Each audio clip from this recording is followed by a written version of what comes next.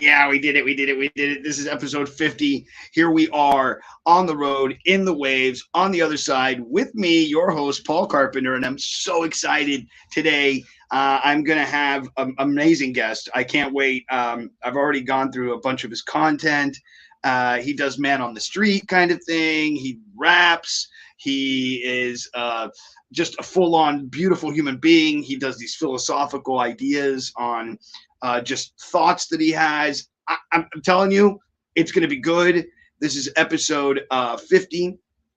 I'd like to thank my sponsors. Those are the people who have been loving enough to throw money down on this whole idea that I've been putting together. So I want to thank Isaac. He's throwing $50 a month. I want to thank Kitty. She gave me $250. Also, if you are by any chance wanting to stream your own show, there's a link in the description down below for Steamyard. You get 25% off. You use my link in the description. And with that, oh my goodness. Good morning, good afternoon, good night. I hope that you're doing well, and I hope that wherever you are is doing good for you. It's me, it's Paul Carpenter, and my friends. Like I said, this is episode 50. I'm bringing him on stage now. This is Allah is his name. I'm hoping that I said that right. Right? Is that right? Yeah. Did I say that correctly?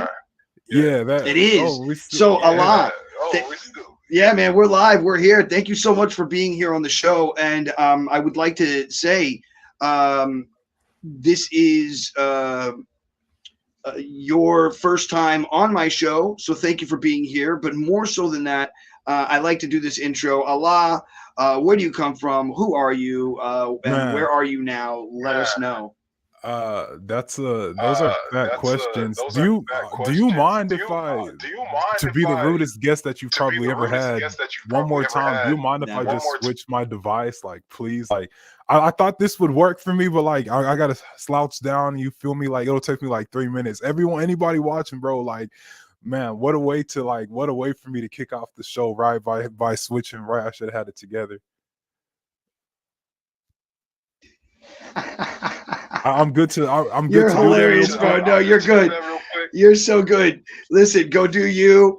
In the meantime, what I'm gonna do before you take off is I'm gonna go to your Instagram page, and I'm going to share on Spotify while you're checking off real quick, and then you come by.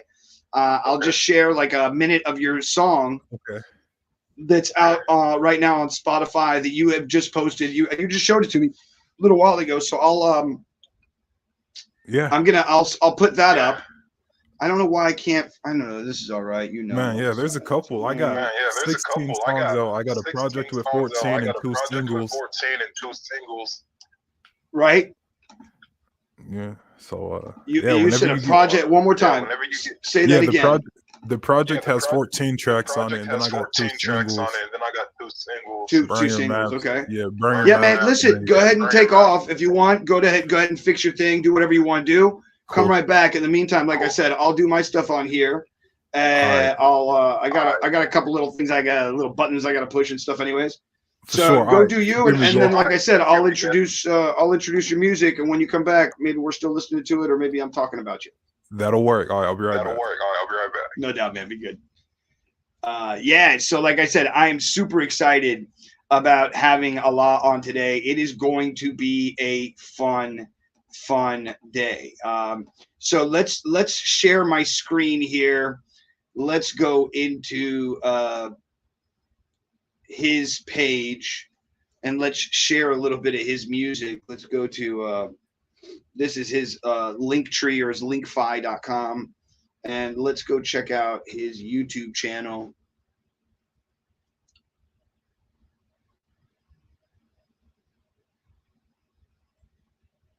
Oh, I love you, Paul. Paul like threw out right here. He's like, bro, I've got a microphone for you. Oh, man, I love you. Thank you so much for that.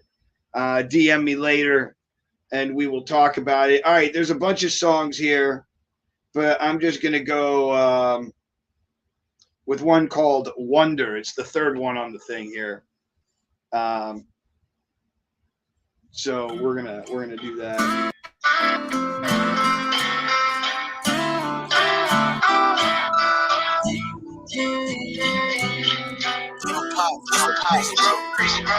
I love this feeling. I love this feeling. You know the route I had to go to make this right my own. Make this right my own.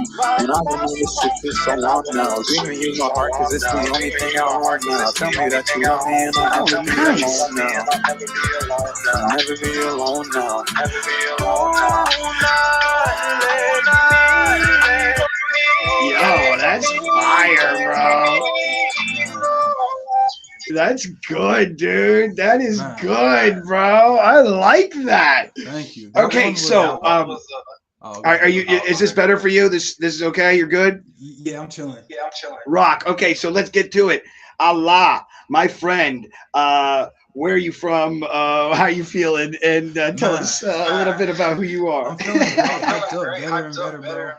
But the reason I said that's a loaded question is the same reason that I named that project Burn Your Maps, right? Because we have, if we're looking at the worldly perspective that we've been given by the people who have basically forced our worldview, then I was born in Emporia, Kansas, right? But now I'm in Kansas City, Missouri, right? But the whole reason that I named that project Burn Your Maps, right, is because I'm telling everybody, yo, like, any map or guideline that anybody is giving you to life, go ahead and burn that because it's not real. It's the perspective that others are forcing on you. So I gotta make sure that I gotta walk it how I talk it, you know. So if I was just to come out and be like, I'm from here, I'm from there, it'd be right. Yo, that's dope. That's dope. I love that, man. That's I knew we were gonna already have like a badass time together. You are so much in my vibe, like so much in my vibe. So because I just recently, like, I wrote something last night. It's like 2 minutes long. I may ask you to watch it with me or whatever. And it's talking about like transhumanism and the future of what we're gonna become. And instead of being scared of it, I'm placing this idea upon it that we're going to end up becoming the leaders of our own genetics, right? In the sense that we will be able to manipulate our genes to fit the earth that we go to, or the planet that we go to, that we don't fit there, right? Our genes don't fit there, but we in the ship will be able to create whatever the hell we want and put ourselves on that. And it shows to the testament of what we are as a race. I'd like and to, how big that can actually go, you know. I'd like to take those words. I'd like to take those words that you said, and I'd like to pull them into a form to where people can understand. Like, so for instance, you say like take our genetics and manipulate them in order to fit the earth that we go to.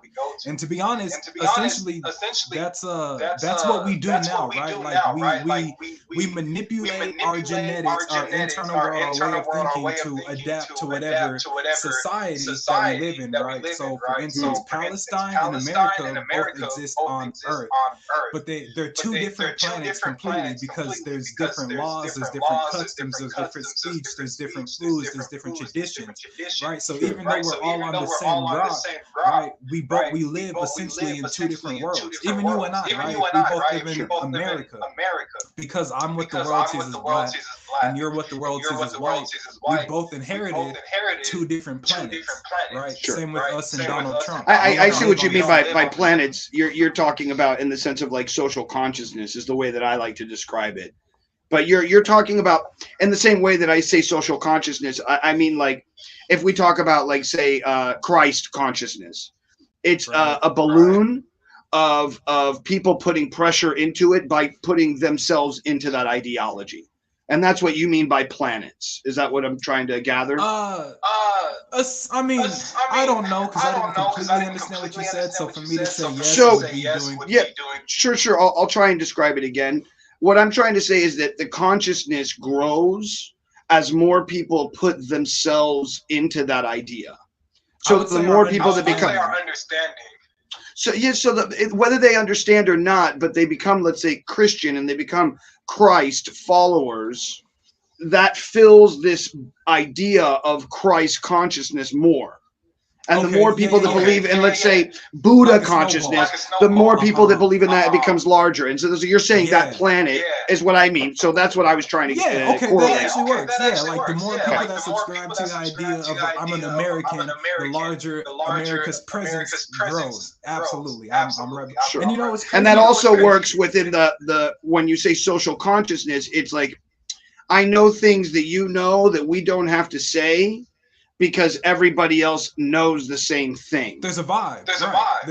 It's the vibe, but it's also like yeah, but also they're called like social normative thoughts. Maybe, but also like contracts, like a social contract. Yeah. If I take my hand and go towards you like this, you immediately are like, oh shit, he wants to shake hands. I should put my hand out. Because if I do this, or if I go then I make the other person feel awkward. So to not make that happen, you say that, because I work a lot to get myself out of those social contracts, right? So like if you were to, if like I could just look at you like as you were to go to shake my hand and like not react depending on how I'm feeling, but you wouldn't feel disrespected because I put in the work, like literally like. I always have people reaching out to try to hug me or grab me or touch me or whatever, to the point where I'm just like, well, I got to figure out how to over, because they feel like attacks, right? I don't like being controlled. If someone waves at you, you have to wave back. And if you don't, then they can be like, this person is rude. So now, like, I'm not waving back. I don't like. So it's not as easy as it sounds, though. Like, you have to do it in a way. No, because at the same time of negating somebody else's let's call it positive, because they're not, maybe, I don't know, maybe they are not coming from a manipulative point of stance when they're asking to say hello from across the street or whatever. I'd say 9 times out of 10 that's probably not manipulative. Their intentions aren't negative. But to take somebody's energy that seems to be positive, and instead of you reacting in the same manner, you give maybe some kind of positive reflection without having to do their action. Absolutely. In that respect, Allah, you're still following suit. No, I'm moving it forward. So I'm changing the mindset. You're following suit. You're following suit. So in other words, well, leading, but also joining. By not, so in other words, they say the opposite of love is not hate, it is indifference. So the real reaction to have would be no reaction whatsoever. And then in turn, it wouldn't elicit you going with or without. You just didn't react. And therefore, there is no positive or negative love or hate that you can place upon it. He was indifferent to the reaction of somebody else or the action of somebody else. And I think that's a very important place to be. Is that point of indifference, as you call it, right? Or because I would say that the opposite of love is probably hate, right? But I like to exist where like there's not an opposite, right? Like for instance, Star Wars fans, you have the light side and the dark side. Like I've always been like, well, what about like the gray Jedi, to where like you just. Like if it's yin and yang, you're not yin or yang. You're the pin to where they revolve around, because then you don't have to worry about karmic backlash or like you get out what you put inside you. If you sit in that gray area, you get to basically do whatever you want without any karmic reactions, and you get to watch karma affect everybody else. Essentially becoming karma, I guess. Right. No, I hear what you're saying. Yeah, but so my whole idea is that there's no action that we can take, and that there's not going to be a reactionary state, right? No matter what we do, we're always in a state of interacting with the creationer, the machine that you call whatever you want to call, whether it's God or Allah or Buddha or whatever you believe in, the universe, right? Whatever. But the ultimate creating machine. Let's call it that, right? So that no matter what I think that I can come up with, no matter how raw and no matter how authentic, there's nothing that I can make that hasn't already been created by the ultimate creator on some plane of existence that I may not be connected to. Thank you for that. I mean, I could agree with that for sure. It's an interesting spot to put my mind in mentally because I tend not to focus on things like that. But I'm for sure you can say that. And like you touched on like Christianity and Buddhist and things like that a little bit. So I want to touch on that just briefly too, right? Because I think the reason that, like, if you don't mind, before we like, because we've delved off already for like 10 minutes, but I want to, for those who are here who don't know you, you said you were born, where was it again? So please forgive me. We're looking at the map, Emporia, Kansas. If we're looking at a modern day map. Right. Got it. And so you've been there most of your life. How old are you now? Nah, not even close, bro. I've lived in Germany, Texas, Florida, Colorado, Los Angeles. So everywhere. A lot. Okay, so we need the story. A lot. Me and my people need this story. Tell us the story. Where did you move first? Where was your first move, and how old were you? I grew up in military brat, so right. Maybe Colorado, I think, was the first location. Then after that, it was back to Emporia, then Germany, then back to Emporia, then to. So when you were in Germany, how old were you? Somewhere between 5 and 7. If we're looking at 5 and 7, so there's not much. There's no memories here yet. Okay, so not big memories. There is memories. Oh, there are. I remember stuff as far back from probably when I was 3 or 4 years old. To be honest, I got a pretty great memory, bro. So. That's great. That's amazing. So, where is the?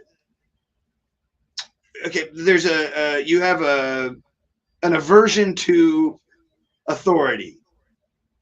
That comes from my understanding, the way that you were raised, right? So more in the idea like this: if you were born super rich, there's usually one of two ways that you'll take it. You'll give up on the riches, tell your mom and dad to go screw yourself, and you'll turn into some kind of trustafarian that's traveling around the world, being a hippie. Or you go to Harvard, take over the business, and you become just as intense as your father or your mother or whatever within business, right? There's like that idea. There's that A or B approach. And so on some level, do you feel that the lifestyle that was so chaotic at the beginning, and your father being this very military. Sorry. Your mother, Pops is Marines, but I didn't grow up with him. Okay, but you were with your mother, who was in the military. Do you feel that created your aversion towards authority? Nah. It's funny that you say that because I guess you can just feel that. Nah, bro. To be honest, I follow literally every single rule put in place to me up until a couple of years ago. Because this wasn't like the way that I am now. It wasn't up to me, right? So the best way for me to put it is existence, the universe, God, Allah, Elohim. Perishing, whatever you guys want to call it, whatever name you guys have for bro, basically took me by the horns and was like, hey bro, listen, this is who you are, and this is where you're gonna go. And like the way it was, and I was like, no, that's not me. I'm not God, right? And then bro was like, yes you are. And I'm like, no, I'm not. And then like you feel me? It's like, yeah, you are. And then like the third time was like, no. And like before I even get that, I was like, yeah, you are. And it's like, okay, I got to accept it. And once the moment that I accepted that and started living with that, a lot of things began to make sense and put themselves in place. Like for instance, one thing that I had to accept is that I'm just smarter than everybody, right? But what I've recognized, being smart isn't like it's not something that you can like just work at, right? It's not like education. It's how fast your mind works, right? Like our minds naturally work at whatever speed they work, right? So like I've just started to like recognize that my mind just works significantly quicker than everybody's around me, right? Like I can put something into place and it'll be exactly what it needs to be, but because other people's minds aren't processing as quickly as mine, they're like, why did you do that? Yo, what, like, whoa. And then they go through their process, and then they realize like, oh. And so like now everybody's starting to recognize like, you're just fast. We're like, I've literally we had an interaction with some police officers the other day, and like literally out of his mouth, he's like, bro, like our minds just don't work as fast as yours. And that's something that I've just been beginning to comprehend and understand, right? Like I used to have a saying, I also being 6'2", right? I'm a pretty large being as well, right? Compared to most. I've always viewed the world from my own lens, which I think most people do, right? So I feel like I've always felt like the way I experience the world is how it, but I'm coming to the conscious realization that that's not the truth, right? So I'm like understanding this more, I am starting to begin to see more and more just. I feel like the difference between me and everybody else is like becoming extremely visible and extremely apparent just by me living and people observing how I behave versus how they behave, and observing like, well, he does this and we do this, and then we have to apologize for him to him because he did what was right before we even knew why he was doing it. He assessed the whole situation and put the solution in place, and then we came in and tried to fight him, and then we worked our way just to get to the solution that he got to in like 2 seconds, right? So people are starting to just move out of my way and accept that, like, yo, if he's doing this or if he's saying this, just don't argue with him, right? Because he's at a solution that like we'll probably get to in an hour or a month or a year. Right? They're just starting to understand like he just sees the world and just maybe in like slow motion. Like I just it's different. It's different. That's all I can say is it's different. Yeah. So what? You said that happened to you about a year ago. No, that was if we're looking at the Gregorian calendar, this is right around COVID time actually. I had the lead up to it was intense because I had a run-in with the LDS, the Mormon Church, and for about a month and a half, 2 months, they were telling like people that I was Jesus Christ, telling the members I was, and they were like integrating me, but like it got really weird. And then I also had this feeling in me like I ain't no way, like I like growing up when Jesus was explaining to me, I'm always like, I feel like I'm just better than what because I grew up in America, right? So it's mainly Christian. So I'm like, I feel like I'm just better. Like I'm like, if Jesus was, and then like they started calling me Jesus. And I'm like, that don't make sense. I'm like, if people kill me, why the hell would I come back to rescue the people? I'm like, things just like there's too many holes, and I'm like, nah, bro, like I'm not no Jesus. Like it didn't feel right, and then like that was right. That was like the stepping stone for me for life to be like, hey, bro, like. Now, when you say that, this is who you are. If you don't mind, Allah, if when you say that you're Jesus, are you or a Messiah? Are you saying it in the ideology that, in essence, we all are? And they were. I'm gonna touch on that, to correct the statement. They were telling people that I was the second coming of Jesus Christ. That wasn't me. That was them telling people. That's how they framed it. Like I didn't. Sure. Okay. Yeah. No, but I think at times within the combo, or at least earlier, you mentioned something to the effect of, and this is much later after the first part of the COVID. But I believe you mentioned that at one point you said to yourself, or you heard within yourself, no, you are God. You were like, no, I'm not. And you were like, and it said, yes, you are, 2 more times, or all three altogether. And at the third one, like you, on some level, no, I get it. And I'm totally oversimplifying on purpose because I want to just get to the nitty gritty of what we're talking about here. So and I'm not negating.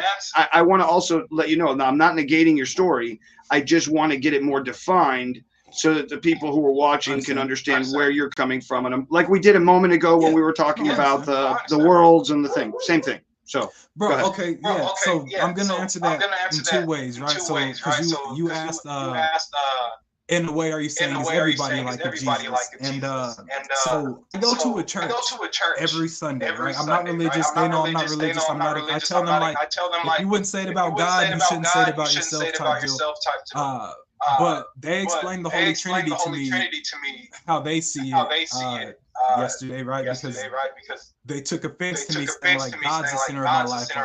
Fuck Jesus. And who and which group was this again? What was it? The Latter-day Saints or who was it? No. The Latter-day Saints I haven't associated with since like 2020. So they go by Presbyterians, but I just call them the Christians. That like if they believe in Jesus. No. Let's not do that, Allah. Wait, hold on. I mean, I know you want to open. That's oversimplification right there, hardcore. So because there's some people who are, the followers of John, who, from what I've understood and what I've read, believe supposedly that at the end of their lives, they become their own gods and they have their own worlds given to them, so that they can be, and they can have dominion over those worlds. Well, and over that universe or something to that effect. We all have our own world or universe, if you will, right? Like you living the way that you experience life, the way you reflect in this world, that is your world, that is your universe, right? And it's significantly different from mine and Donald Trump's and Drake's, right? Drake, how he lives, that is his world. That's the world he lives in. Andrew Tate being placed on these lists, and that's the world that he lives in. That's his world. Right, like you running your podcast. This is your world. Right? Sure. I think that I see what you're saying. Yeah, I see what you're saying. It's the stream of consciousness that you want to keep to hold on to, right? Because that becomes because the way that I look at it, again, if you don't mind, just to help each other understand each other, I believe that there's like this white room that's empty, and in the middle of the white room there's like this little circle with like water coming up. And have you ever seen those big pieces of marble that look like a big earth or something, and they put it on the water and it floats on the water, like in the space in between the water? So I believe that when we choose to do something, we are the weight on top of the water of time, of life, of the thing that's around us. And as soon as we put weight into that, the room around us becomes the thing that we put weight upon. In other words, it becomes our world, like you're trying to say. Because, for instance, like I look at it like when I first go to a work or a job and I've never been there before, let's say McDonald's, and I walk in and I don't know how to use the register, and I don't know the people in the people that I'm going to work with every day, and I don't know how to make the French fries work, right? This is all enveloping myself into the choice that I made, which was working at McDonald's. But then that world has to then go into me as much as I go into the world, so that it then 2 months later, oh, do the fries, no problem. Oh, do the counter, no problem. And it becomes like that's my world. It becomes my world. To continue. I'm trying to correlate to your wording. Yeah. That's what I'm saying. I got you. Trust me. No, I know, but for everybody else as well. That's all. Yeah, no, I got them too. I'm gonna keep everybody in mind, so it'll make sense for everyone. I promise. They were explaining so the Christian doctrine, they believe in like the Holy Trinity, right? Which they say the Father, the Son, and the Spirit, and they say that's Jesus Christ, right? So I asked them, I was like, so the Spirit is like when you guys get confirmation, the Holy Spirit, right? And they're like, yeah. And I said, so you all have a relationship with the Holy Spirit? And they said, yeah, we do. And then I said, so the Father, I guess, is God, all-encompassing existence, right? And they said, yeah. And I said, so you all have an experience or a relationship with God as well, right? And they said, yes. And then I said, so if that's your relationship, the same way as Jesus, you would be the third part to that Trinity. You would be the Son. Therefore, like you have your own Holy Trinity. They argued with that for a second, but I'm like, how can you argue with that? Like, you have a relationship with the spirit, you said, and you said you have a relationship with me, God, and then like that's, you are the three part, right? Like, if you believe you're children of God, you would be the son of God regardless, right? So when I tell them, like, I hear what you're saying. Sure. There was a very famous rabbi from Brooklyn, and many other people gave him the status of being the Messiah. Many people, even still to this day, go to his gravesite. It's a very, very important rabbi. Wrote hundreds of books. I mean, just a massive amount of information. This guy was just like just regurgitating, much like you're saying yourself that you're doing. You know. No, I don't regurgitate information. No, not in that sense. Not in the sense that God gives it and he lets it out. Like, you know, like it's not his, is what I'm trying to say. It's like, no, it's definitely mine. But it's mine regardless. But here, I want to hold on. But you said something good, right? Because you speak on regurgitated information. Well, hold on. Let me finish the statement. Let me finish the statement real quick, because I wanted to make the point, which was that he was given the status of Messiah, somewhat like yourself, and he once said to a group of people, very like hundreds of people in front of him or whatever, thousands or whatever it was on the streets, and he says to them, I'm no better than any of you. And this one guy comes up to him and he says, how could you say such a thing? I'm no better you're no better than any of us. I can't accept that because you're better than me. You're the Messiah, you know? And he's like, no, like I'm not any more a Messiah than you are a Messiah. And so what I'm just trying to once again tie it together, because it's something that you said that he said as well. And so I'm just trying to. I wouldn't want anybody to call me a Messiah. I would rather be called a leader. But you said something about, like, I often speak on regurgitated information as well, right? Like, and that's basically what it is. So there's a song by Taylor Benton and Chance the Rapper called Broad Shoulders. And there's a line that Chance says that head on his shoulders ain't his own. Someone taught him his favorite song. Someone taught him to watch his tone. Someone taught him the danger zones, right?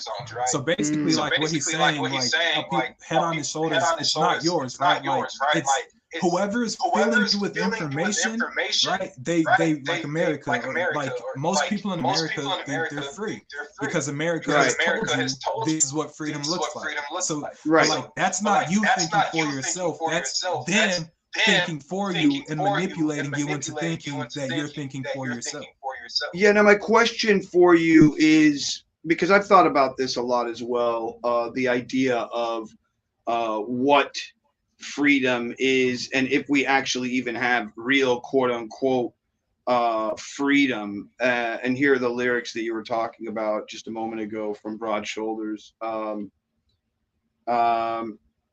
the idea that we think we have freedom is on some level yes, and on some level no. And what do I mean by that? I say that in the sense that freedom, as many people have said before, comes at a cost. And it comes at a cost of having rules and regulations, because within a world of anarchy, you tend to devolve into a world somewhat like Mad Max. And we've seen that occur many times already within, these Occupy states that want to create their own space, but they don't have any form of hierarchy or organized militia or organization or somebody who can speak for them because of the ideology of anarchy in and of itself.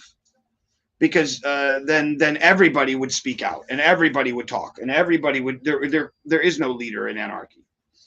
And so to have somebody be a leader in anarchy would change the ideology of anarchy in and of itself, and then those people wouldn't be anarchy anymore. Well, yeah, And I'm not.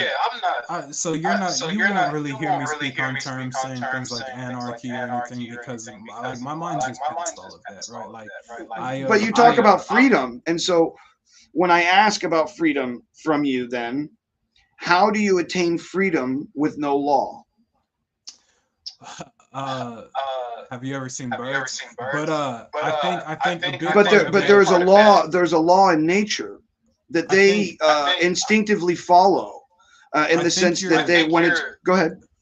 I think you're looking at freedom from a perspective of man. No, I'm looking at freedom in the sense of here's my representation of freedom, which is I get to do whatever I want, whenever I want, with whomever I want, however I want. Nobody telling me where, when, and why. That's my freedom. Now, do I have that? No. But do I try to attain that as much as I can within my life? Massively. Now, do I at the same time follow rules because I don't want to get into a car accident when I'm on the street? Yeah, of course. And so, and then in that turn, I have to follow the green light and the stoplight and this, that, and the other. But there's a level of how much I want to follow. For instance, I'll let my dog without a leash, where some people freak out about it and other people are okay because my dog is so well trained.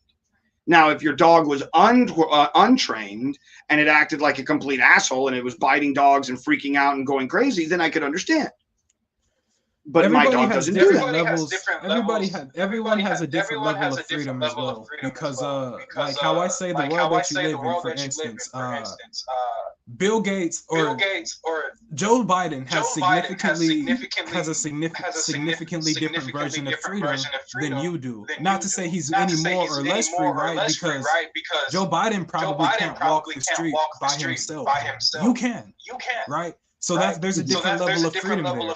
But Joe Biden has access to places in society that you don't. So there's a different level of freedom there, right? So to say that freedom is like there's a blanket statement. I don't know if you can say that because even Donald Trump or Drake has a different, or Oprah Winfrey has a different level, a different type of freedom, if you will, than you do, right? But then there's also things that you guys can do in the end that they wish they could do. Right, but in the end, it's self-autonomy. Is what we're to the grocery store. Is what we're talking about in freedom is self-autonomy. Having, once again, the ability to say who, what, where, when, and why at your own terms. Now, I'd have to state that somebody who is famous and wealthy doesn't have the same ability as somebody who is just wealthy, super wealthy and unknown, like some family member of a prince from Dubai that nobody knows, but he's got billions of dollars or millions and millions or hundreds of millions of dollars. Mm-hmm. That guy can get away with 20 million things more than than you, me, more than Bill Gates, more than so many others, because nobody knows who they are.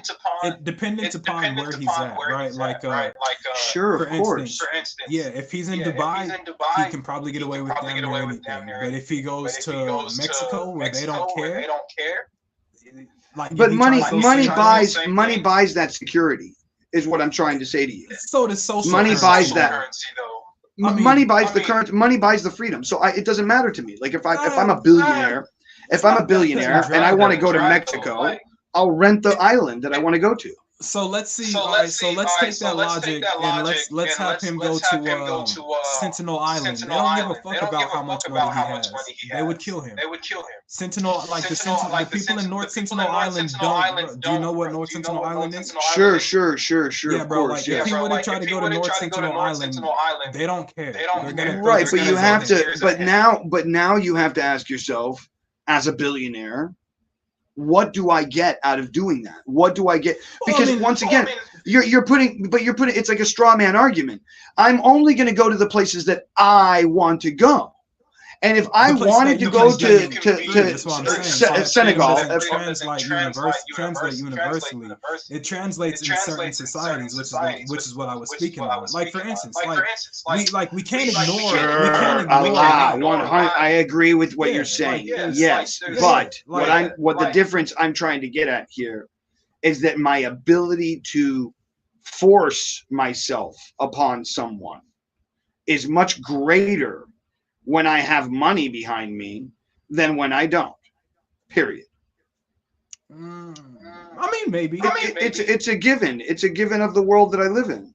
Okay. So no. I hear you. So for your world, for sure. I'm not a huge fan of definitives, right? Because the universe. Can I get away with? Can I become a Gandhi? Can I become a Nelson Mandela by not effectively creating war and pain and destruction and still get my idea across? Yes, that ability is done. Can I do it with nothing? Like no money? No. All of those people that I just mentioned had money behind them through supporters that believed in them, which allowed their message to be heard. As Jesus did. Jesus had money.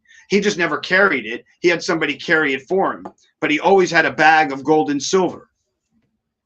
Well, because in the end, that's the way the world is now. But we've also got to remember, money hasn't always existed in the form it does, and it's probably not always going to exist. If humanity ceases to exist, money like that is not right. So people, Hold on, man. I don't know, man. I have to tend to disagree here too as well, because money was created. Money hasn't always existed. Money we have always, on some level or another, bartered or traded for our wants in this world. We get to a certain point. The only reason that I say that is because, like, think primitively, and then, like, if we can't, I'm going back as far as I can here.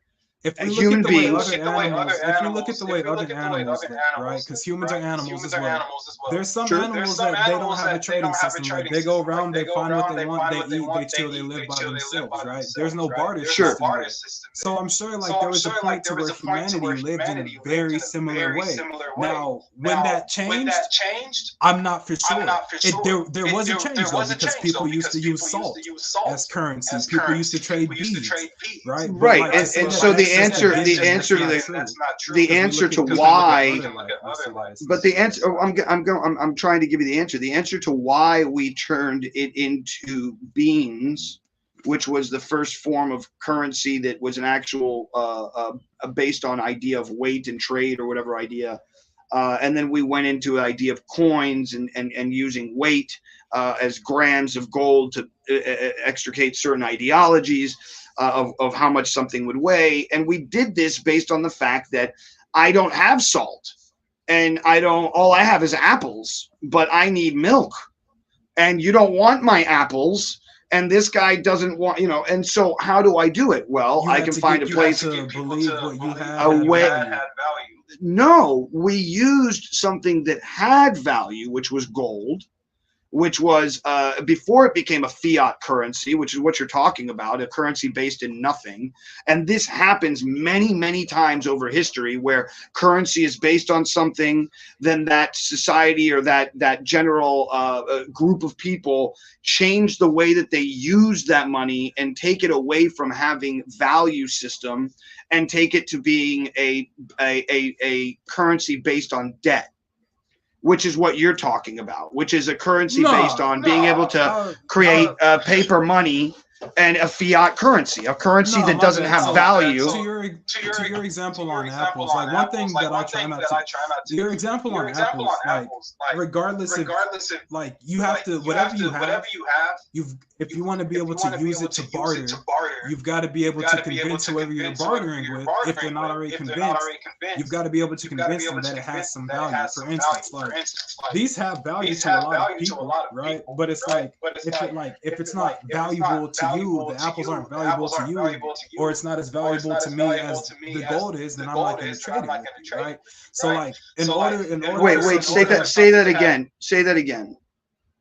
Say what you just said again. The last part. If I'm going to trade the apples for the gold, but you don't believe in the gold, then I'd still have my own apples.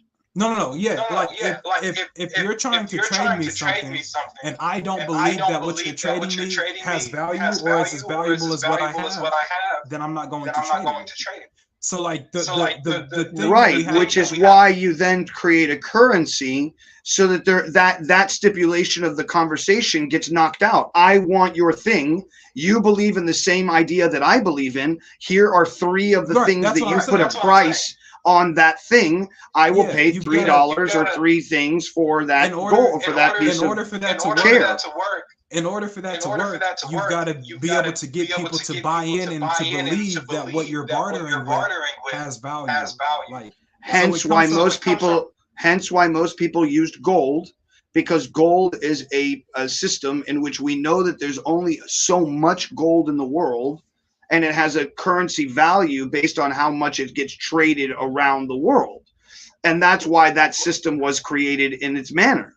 And so coins were made in gold so that you could trade one piece of gold, which had a certain amount of weight on it, which you knew had a certain amount of value on it, which you could then trade for other commodities and other things like apples, like milk, like anything else, without having to trade. I need 50 cows now because I want a house. I don't have 50 cows.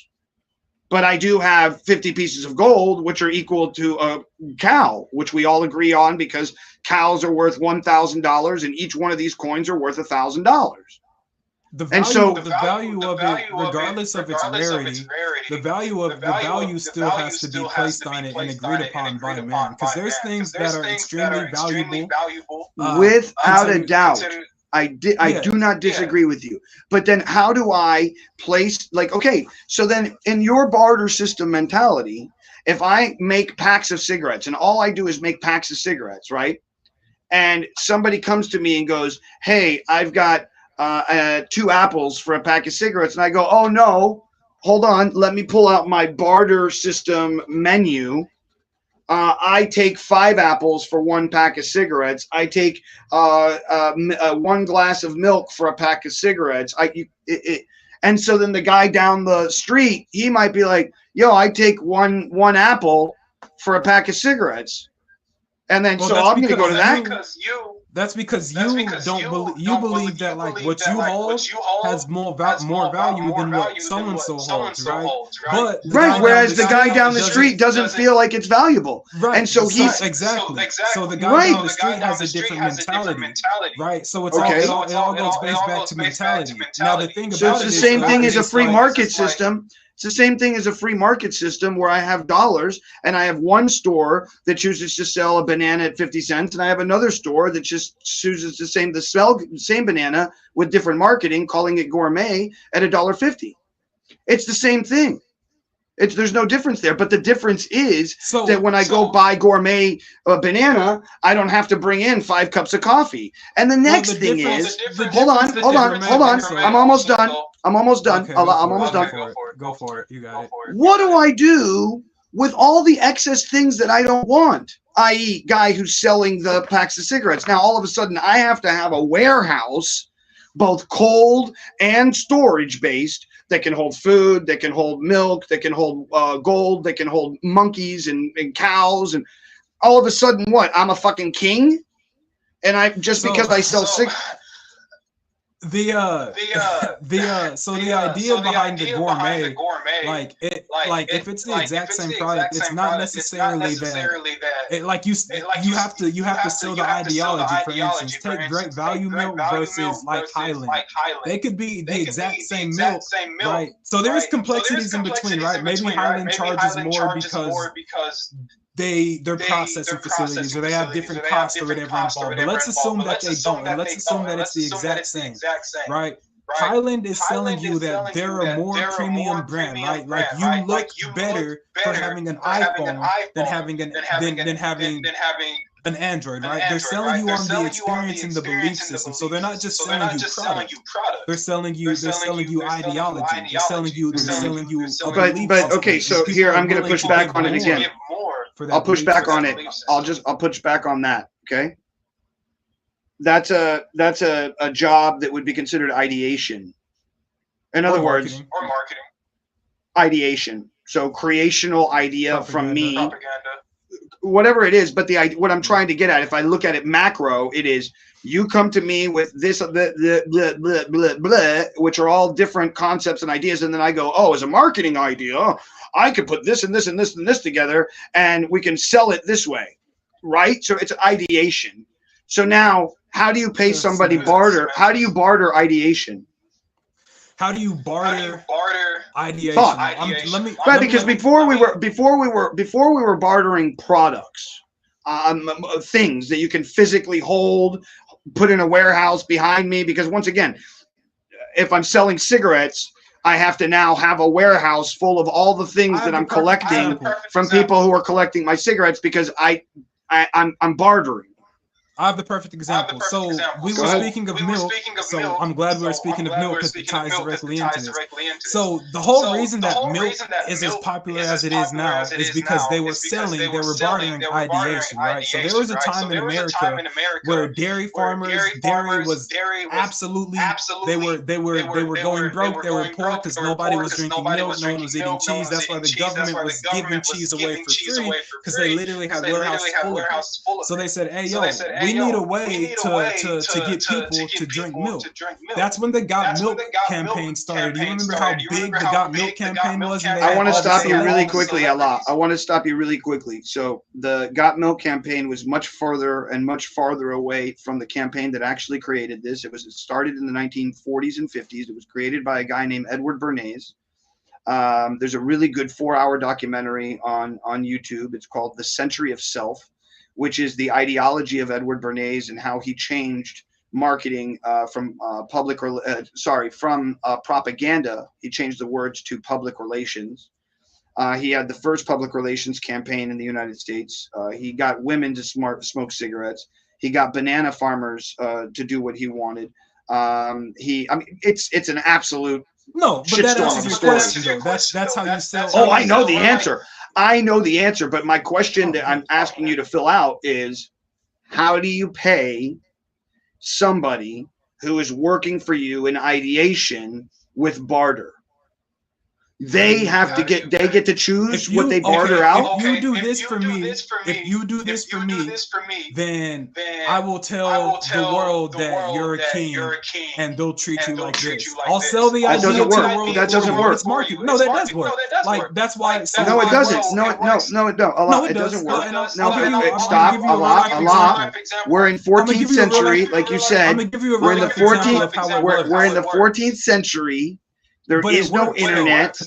There is so it's going to take 2 to 5 years. Hold on. We're not in the 14th century. We said no. This whole thing. Have you ever heard of the term industry plan? Right. Hold on. Allah. Wait, please. You asked me a question, so I'm going to finish. But I want to start from the beginning of this because you're changing. You asked how to sell ideation, right? But why did we get into barter? Barter was because we were in a time and place when we didn't have money. And that was not in today's world. That was way back. Running around and we're all over the place. No. I'm not. I'm staying with your thoughts, Allah. I swear I am. And it goes like this. You said to me, I would like to have a world of bartering. And then I started kicking back. Those words never came out of my mouth. So then what was the system that we've been talking about? We've been talking about the barter system because you brought that up. Because you mentioned that you don't want to have any form of money. No, that's not what I said. Oh, I don't say because I don't know what I said, but I don't say things like that, right? That's just not in my line of thought, right? I don't remember exactly what it was that got us on this point. Yeah, it was me asking you about how we would trade things. Okay. So what I said was it was something along the lines of money being I don't remember what that is, but then like you said like that's the only system, and I said, well, we can look at. I said a non-fiat based version of currency. So there's a lot of people really don't understand, at least I believe, what money really is. And money is the flow of idea. That's what money is in the end. Well, that's what I've been saying. If you understand it correctly, the people who are wealthy, who are super wealthy in the world, not rich, but wealthy, they never really actually have tons of money. They have lots of ability to move money around and go from idea to idea.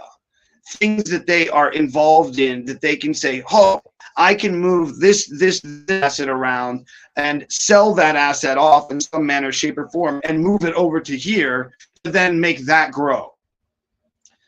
So when you look at it from that manner, I'm going to ask again, in a barter style system, how could I do that? I can't. I need some kind of way to transfer the idea of what I'm giving, which is help, to you that you need. And that help is for you to be able to go buy the things that you need, not something that you go trade for that you may not want, that you then have to have a warehouse full of stuff that you don't want. And then what happens? You have a bunch of oranges or a bunch of milk. Hold on, let me finish. You have a bunch of milk that's going to go bad that you have to then give away to people.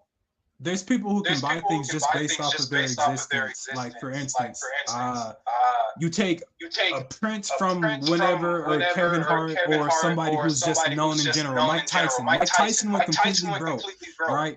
He began bartering with himself because people know who Mike Tyson is. He has value, though. He has value. That's what I'm saying. Like, so you're saying what? Right? But he gave something for that value. He has value. Value in the eyes of a certain, but that value still had to be. That ideology still had to be sold. He put a place. He put a price on that value. So he said to people, "Hey, you want to hang out with Mike Tyson, the #1 badass fighter in the world? You want to get trained by me? Cool, $50,000 a session. Come get it." And people paid him. And then people came up to him and they were like, hey, we want you to come be a referee at this thing. Cool, $10,000. And they paid him. He didn't have to barter for it. What he bartered was his knowledge and his information for something that they could give back to him to make him not be poor anymore. That's not what I was. So you took that. So what I was going to say is, like, there's people who can walk into an establishment just based off of who they are. And get a hotel room just based off of their presence, just based off of people knowing that has to get paid for. Somebody has to pay for that. Yes. No, you don't. Somebody has to pay for the rent. Somebody pays. Somebody pays for the light. The hotel is just giving it to them. Oh yeah, like. And where is the hotel? If the room is going to sit empty, if there's going to be a room that's going to be empty, and it's like, hey, there's a celebrity here. Oh yeah, bro. For free, because of who you are, you can have that room. That happens every single day, bro. Like, every day. Sure, it does, but it happens in trade. I mean, I guess they're trading their time. They're trading their fame. They're trading their fame so that they can. They're trading their knowledge or their fame or their energy that they have created, that they have built up to create it. Like Trump. Trump didn't build buildings. He literally sold his name to other companies so that they could have the name Trump on their building, and then he would go and look and see if it fit the Trump name. And if it fit, then he was like, cool, you can sell this. Yeah, that's how he built his. That's how you barter yourself. But bartering for money. He did it for money. No, he didn't do it for cows. He didn't do it for cows and chickens and cups of milk. It doesn't matter if it's paper, which is money. It doesn't matter. It does matter. It does matter. It does matter a lot. It matters because it gives me the option to choose what I want to get out of the deal. You're bartering your money. Money is whatever your society considers to be its currency, right? So like beans was money at one point, salt was money, cows was money. So what I'm saying is that, like, he's bartering himself. He's bartering the idea of who he is, right? And you're stuck on the idea of saying that he's bartering it for money, but he's trading it for something. He's trading it for something else, right? But it doesn't. He's trading it for something else, right? But the use of what he's trading it for. the use of what he's trading it for is so that he can use that thing that he traded it for to do whatever he wants. And in your system, he doesn't get to choose what he wants afterwards. Don't sell my system, because that's not like I didn't. I'm just going along with barter against currency. I'm going against barter. Currency is something that you use to barter. Incorrect, sir. No, that is correct. For instance, this is considered currency. This penny right here, right? And in order for that to work, everybody around you has to believe that it has value. This is something that you use to barter. If I want to, hey yo, I want to get this bracelet from you, and I will give you this, or depending on like, you may take a PlayStation or this cup, right? This is just something that is used more often to barter with, but you can pay for something with your time. You can pay for something with your social media following. You can pay for something with the Lamborghini. But all of it based on a currency, sir. It's all currency. It's based on currency. It's all currency. Everything is currency. It just depends on if people believe it has value or not. That's what it, and because everybody believes that this has value. In the same way, in the same way, in the same way that you're saying that I can go, if I'm famous, to a hotel and get a hotel room for free, I can also walk into that same hotel room or hotel and they go, nah. Exactly, because they have. But then that's a shitty system. That's a shitty system. That's the system. Excuse me, sir. No, it's not. Because if I want to go to that hotel and I have money, if I go to that hotel and I have money, I get to choose it. If they believe that your money had, bro, of course it has value. Because we all agree on it. In the 17th and the 18th, we all agree on it. If I'm a black person and I walk into a hotel, no, we don't want your money, nigga. They don't see my money as having value. If they believe what I have value, they will use it. If they believe it doesn't have value, they won't. That is the way 100%. That's what it is. That's the whole system, right? So they've gotten everybody which is why to the Green Book, which is why the Green Book was created, right? Which is why it's used to barter more often than anything. The reason you see people use copper, pennies, and paper currency is because it is widely believed that these things have value.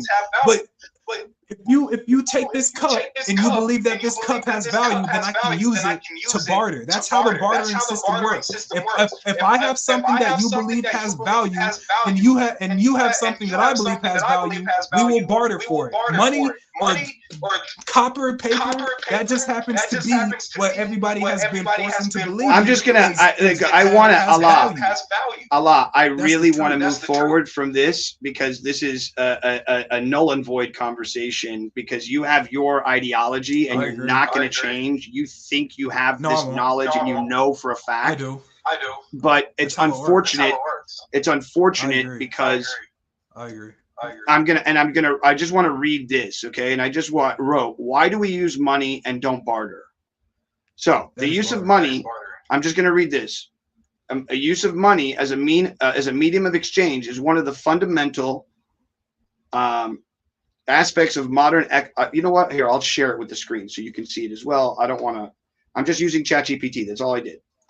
And I'd rather go here because I want this to go. I want to actually get into other stuff, because this is such a petty conversation to have. Let me read this real quick. Let me read this. The use of money as a medium of exchange is one of the fundamental aspects of modern economies and has several advantages over the barter system. Medium of exchange. Money serves as an intermediary in trade, which makes transactions simpler compared to the barter system. In barter, you have to find someone who has the exact goods you want, who wants the goods you have. Money eliminates this double coincidence of wants requirement. That's what I was trying to get at in the first place. In that song, Broad Shoulders, there's a line that says, we only know what we know until someone knows better, right? But the problem with that is like humanity. But we're not talking about a better system. No, that's not a better system. No, bro, chill. That's not what I said. This is completely different subject. So that song says, we only know what we know until someone knows better, right? And what I was going to say, this has nothing to do with the barter system. We're off of that, you said, right? So we only know what we know until someone knows better. Hold on. Give me 1 second. Please forgive me. Somebody just called me and it just killed my sound, so I can't hear a word you're saying. I have to jump out, jump back in. Please forgive me. 1 second.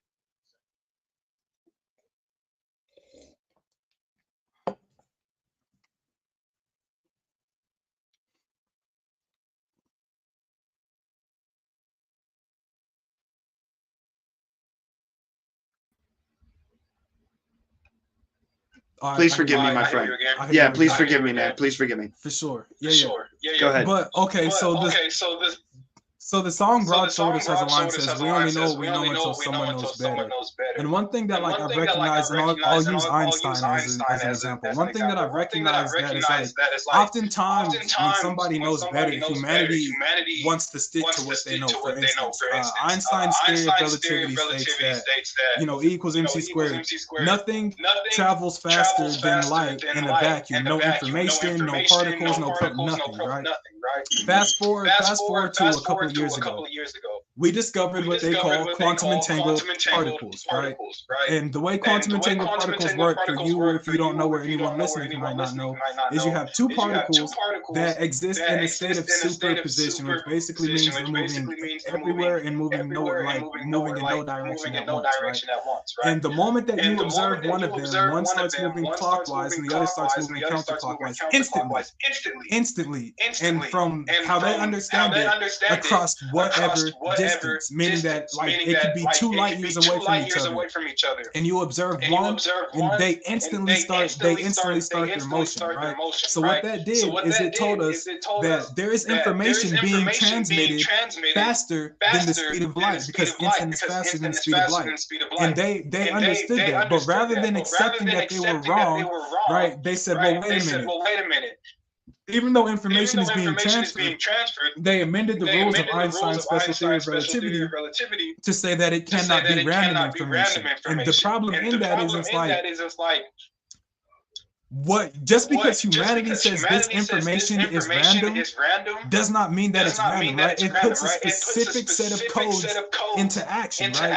So rather than admitting that you were wrong, or that in general, humanity in general, rather than you were wrong, you guys humanity decides to double down and to try to change the rules to fit their ideology. And what that does is, rather than being able to meet I don't attest it to that's what they're doing a lot.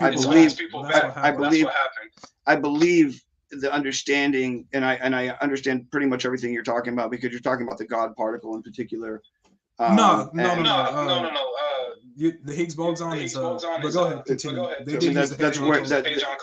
Maybe you were just talking about quarks, quantum entangled particles, which is different than the Higgs boson, which is the God particle. Right, but it okay, fair enough. Nonetheless, what I'm trying to get at is that the idea of placing that line there is that it's a line of non-understanding. It's not a line of saying that we won't choose to go forward. What we're saying is that at that line, we don't understand. And to go forward and throw away this idea that we had and that we use in science for all of these other ideas and movements through just what we from just the sense of what we might need to do to make some kind of mathematical calculation. If we take away the rule that we're using right now, what rule do we put in place? We don't have one. Well, I hear that. But the problem with that is it's like the discovery of two particles that are quantumly entangled completely threw out Einstein's theory of special relativity, because we observed them. Listen, we observed them transmitting information faster than the speed of light, which Einstein's theory of relativity says. Hold on, bro. It just happened again, man. Somebody called me again right after I even wrote to them and said to them, "Don't call me." They called me anyways. Like, I can't hear a word you're saying. Give me a second, man. I'm so sorry, bro.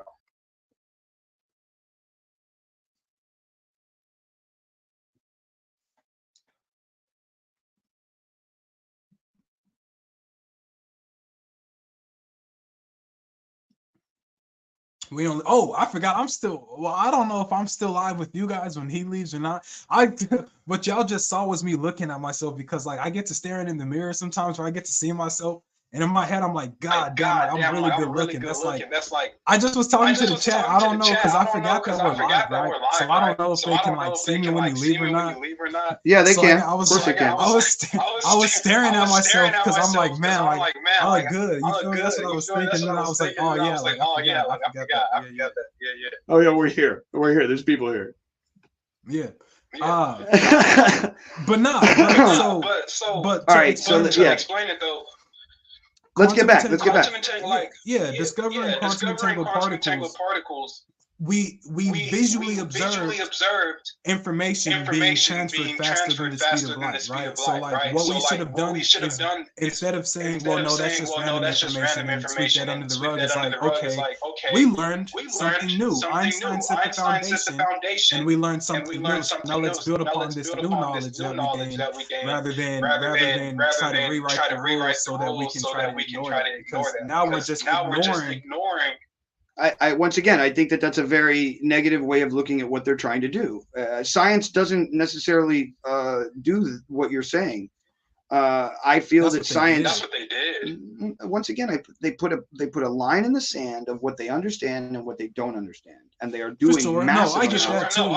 And right now, they're doing massive amounts of research in the world that you're talking about using quantum computers.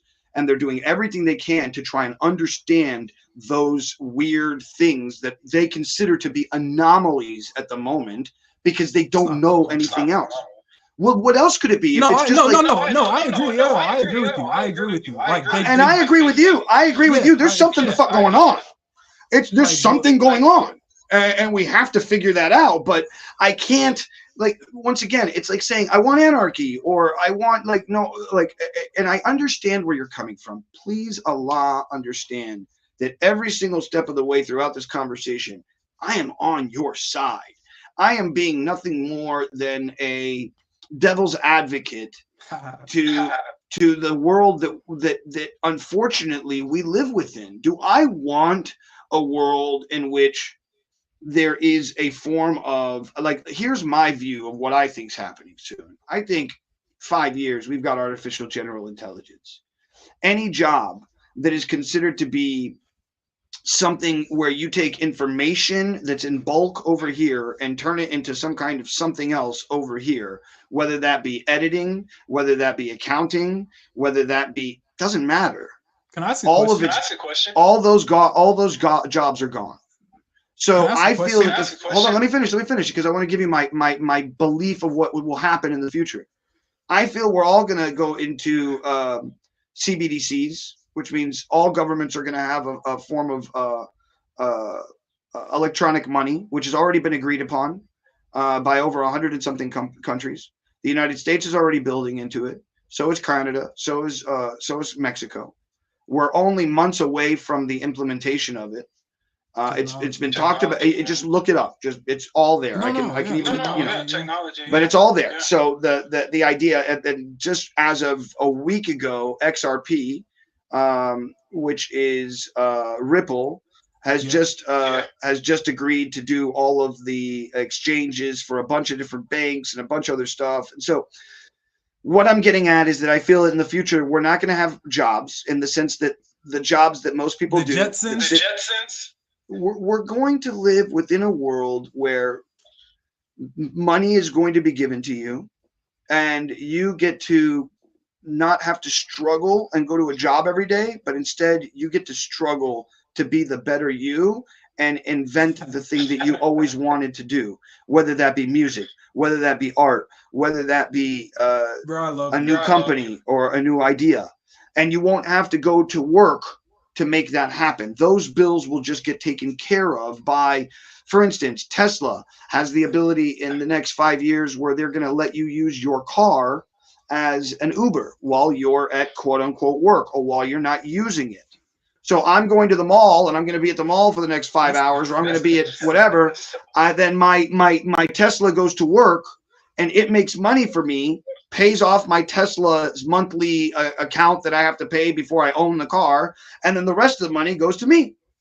And then I have a robot that it can do the same thing. And I can buy 2, 3, 4, 5 robots, and they can go do construction. They can go do this. They can go do that and get paid working 19, 20-hour shifts and never getting tired because they're robots. And I get paid for that. And that's a future investment. Instead of investing in real estate, I can invest in robots, or I can invest in self-autonomous cars, or self-autonomous flying vehicles, which people can rent from me in a very Airbnb fashion. And that's 5 to 10 years away from now. Do you think, because you were talking about automated general AI, right? Artificial general intelligence. Artificial general intelligence. Okay, you have to program AI to do things for you. Do you think that people like so artificial general intelligence is a form of AI that doesn't need to be trained and doesn't need to be taught. It can go and learn itself. Do you think that certain people like a Jeff Bezos or Vladimir Putin or whatever look at the general population who carries out what they need in order for their lifestyle? Do you think that they look at people as as AGI?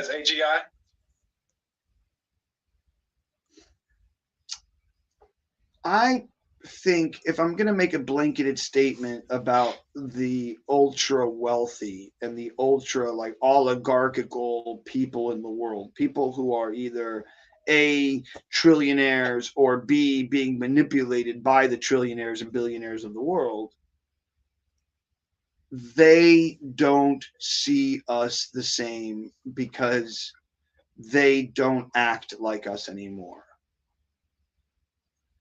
It's that simple.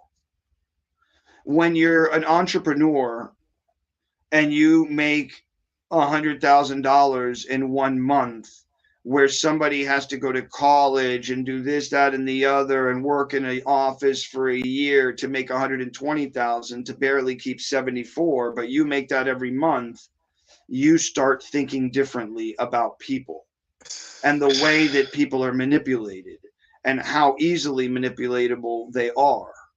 Unfortunately, but the thing is that through all the psychological studies that have been done, we are an emotionally pack-based animal. We need emotion. We need people in our lives. There's research being done right now on 15 different people who live out in the middle of nowhere by themselves and how they survive by themselves with no interaction, because it's such a rarity.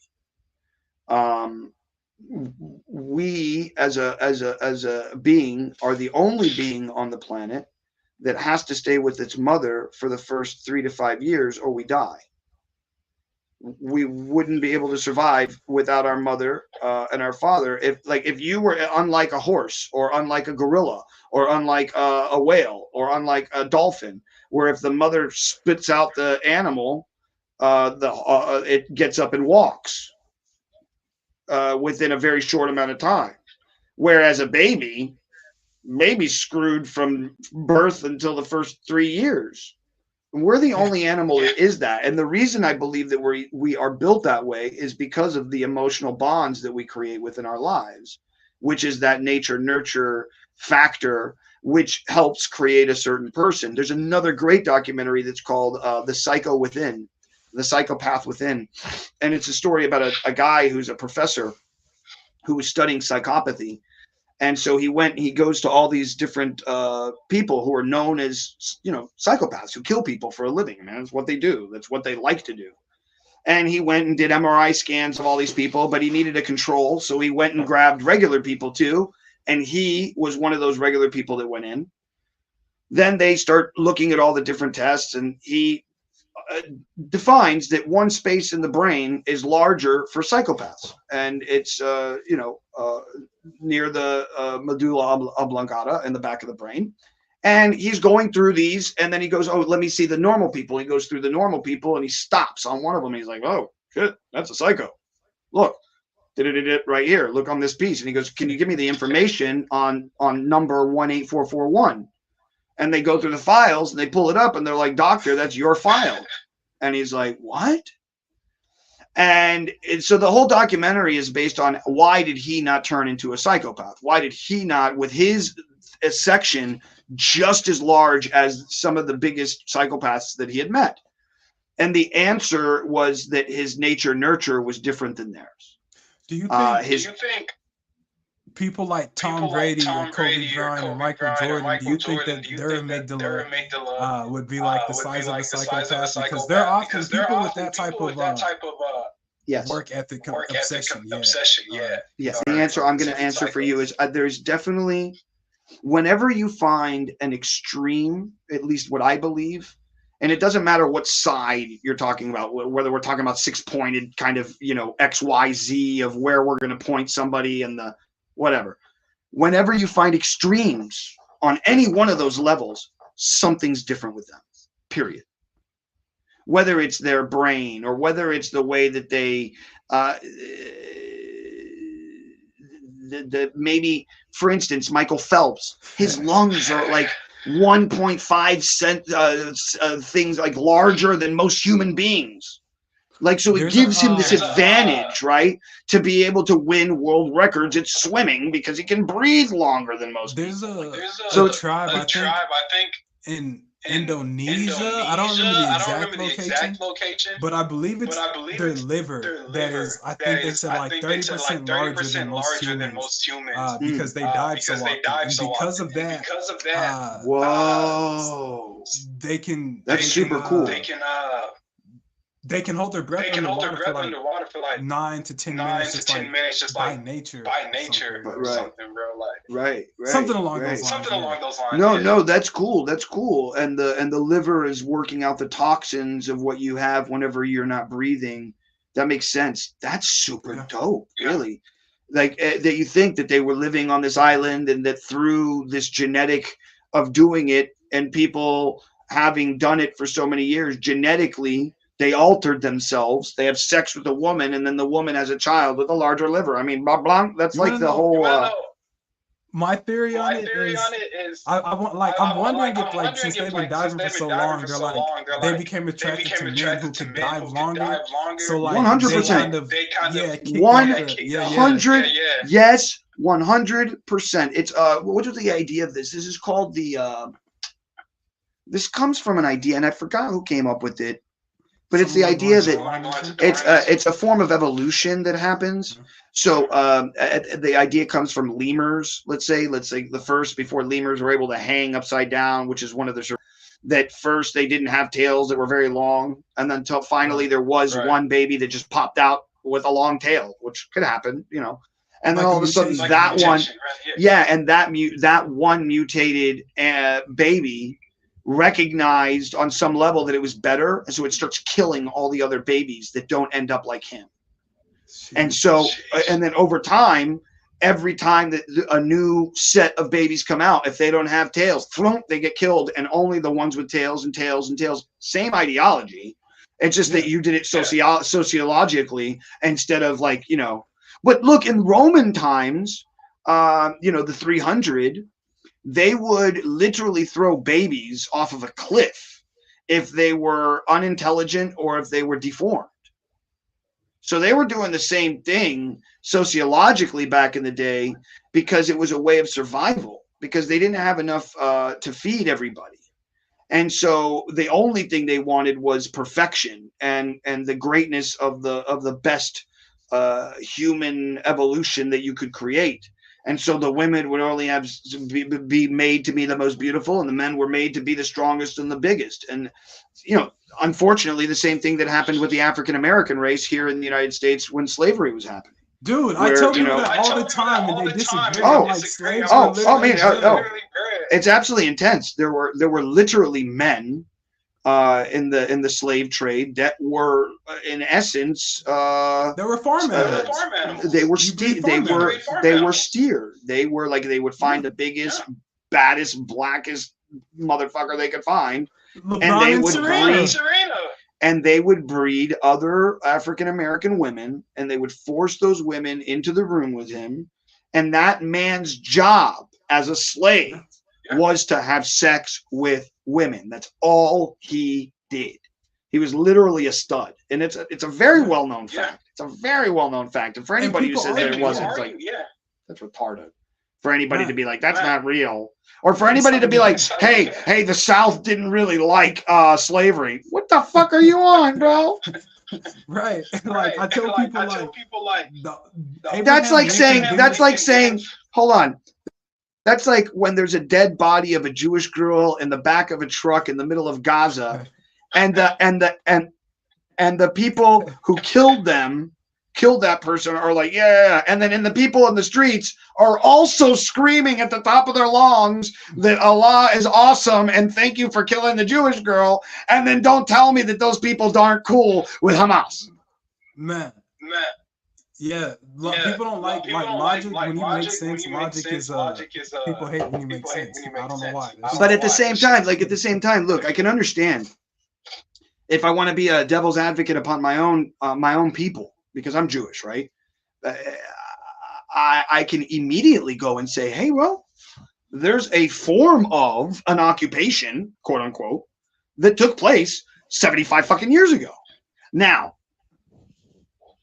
can you also state that there's more than enough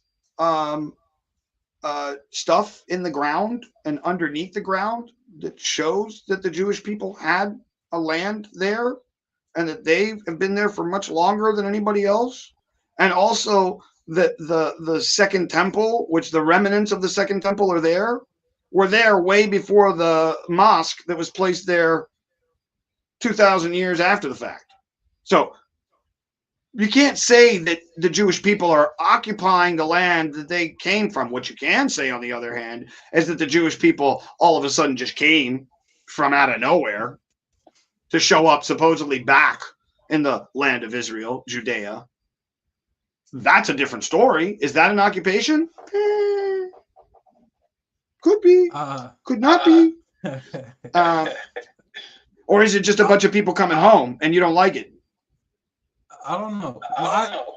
Do you think I'll be telling people like I don't think Abraham Lincoln freed the slaves out of the goodness of his heart. I think he did it to economically destabilize the South. You know, there was a lot that has been said about Lincoln where, and I've looked this up, right? Because I agree with you. There's been a lot that about Lincoln's life where it didn't it was politically behooving to move in the direction that he did, which is why John Wilkes Booth kills him in the end. And there's the conspiracy theory there that he was actually very much involved in the South and connecting with them and using the money and so on and so forth and being involved in some way. Although at the same time, there's lots of his life in which he very much, before he became president, was very much in the favor of African Americans and their freedom in the United States.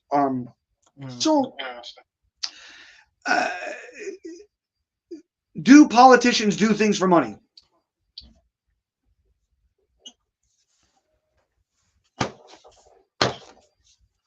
Yeah.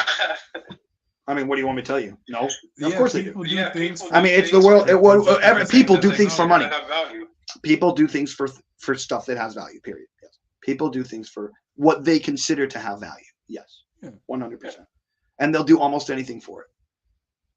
Unfortunately, it's based on the system that you don't agree with, which I also don't agree with.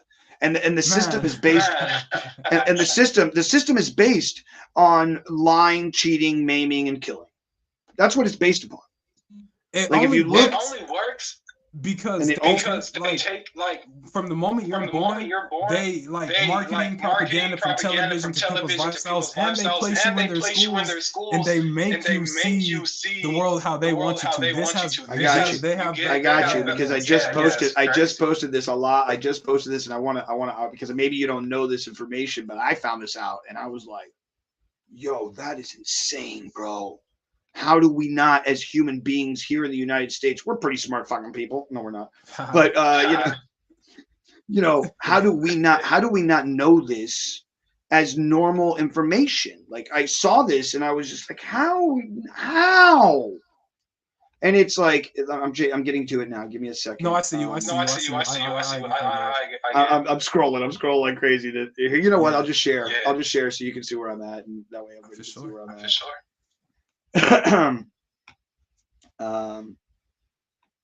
But yeah, basically, the Prussian Empire is what helps create the school system that we know of as of today. And when I saw that, I was like, "What?" And then on top of that, did you say helps or helped? They created the whole thing, dude. Oh. They created all of it. Like, and I'm trying to find the post that I did. Can't believe it's this far back. But it's like I wrote something to them like, I can't believe how the Nazis have been involved this entire time. Because that's what it is, because the Prussians end up teaching Germany. Germany ends up using all of that information to then become the SS.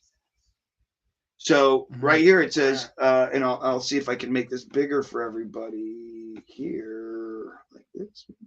Yeah. So it says a decent amount of reading. Yeah, it says maybe I can actually go like this, and then maybe this will make that bigger, and then maybe that will.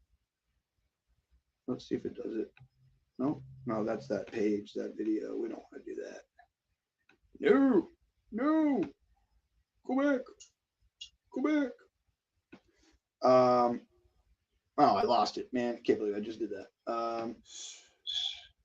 But basically, it's the story of how it was done. Basically, and how the Prussian take this ideology. So here, I'll read it to you. It says, unraveling the connection between Prussian education and Nazi American ideologies highlights education's remarkable influence rooted in visions and concepts created by Johann Gottlieb Fichte, very important name, you should look him up, John D. Rockefeller, of course we all know, and Horace Mann, another big name, you should look him up. The Prussian model championed compulsory education, standardized curricula, and state guidance. All the same things that we're dealing with in today. But why? The reason more so than anything else, and the money that came for this, for more the money than any other money, came from one man and one man alone, which was Rockefeller. Yeah, and he did it because he learned that the Prussians did it because they wanted to have a perfect race of patriotic individuals that would do whatever the president said. Literally. And so they created this system. They forced the system from the 1890s. They started forcing compulsory school. Now, if you want to go back just a bit further, right at the creation of the 14th Amendment, which allows slavery to be free, and this is another great documentary. It's called The Corporation. It's on YouTube. Please watch it. It explains that the 14th Amendment is created, and then corporate lawyers come into play, and they're like, oh, wait, you mean that products are now entities? Because slaves were a product, and they became something called an entity. And so then the corporate lawyers are like, oh, well then Lucky Strike, yeah, well, that's an entity now, right? So that's a person. So we want to give our corporation the abilities of a person.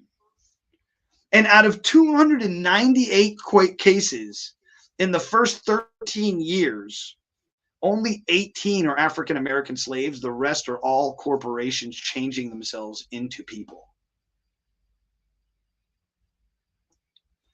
Go into the 14th Amendment law.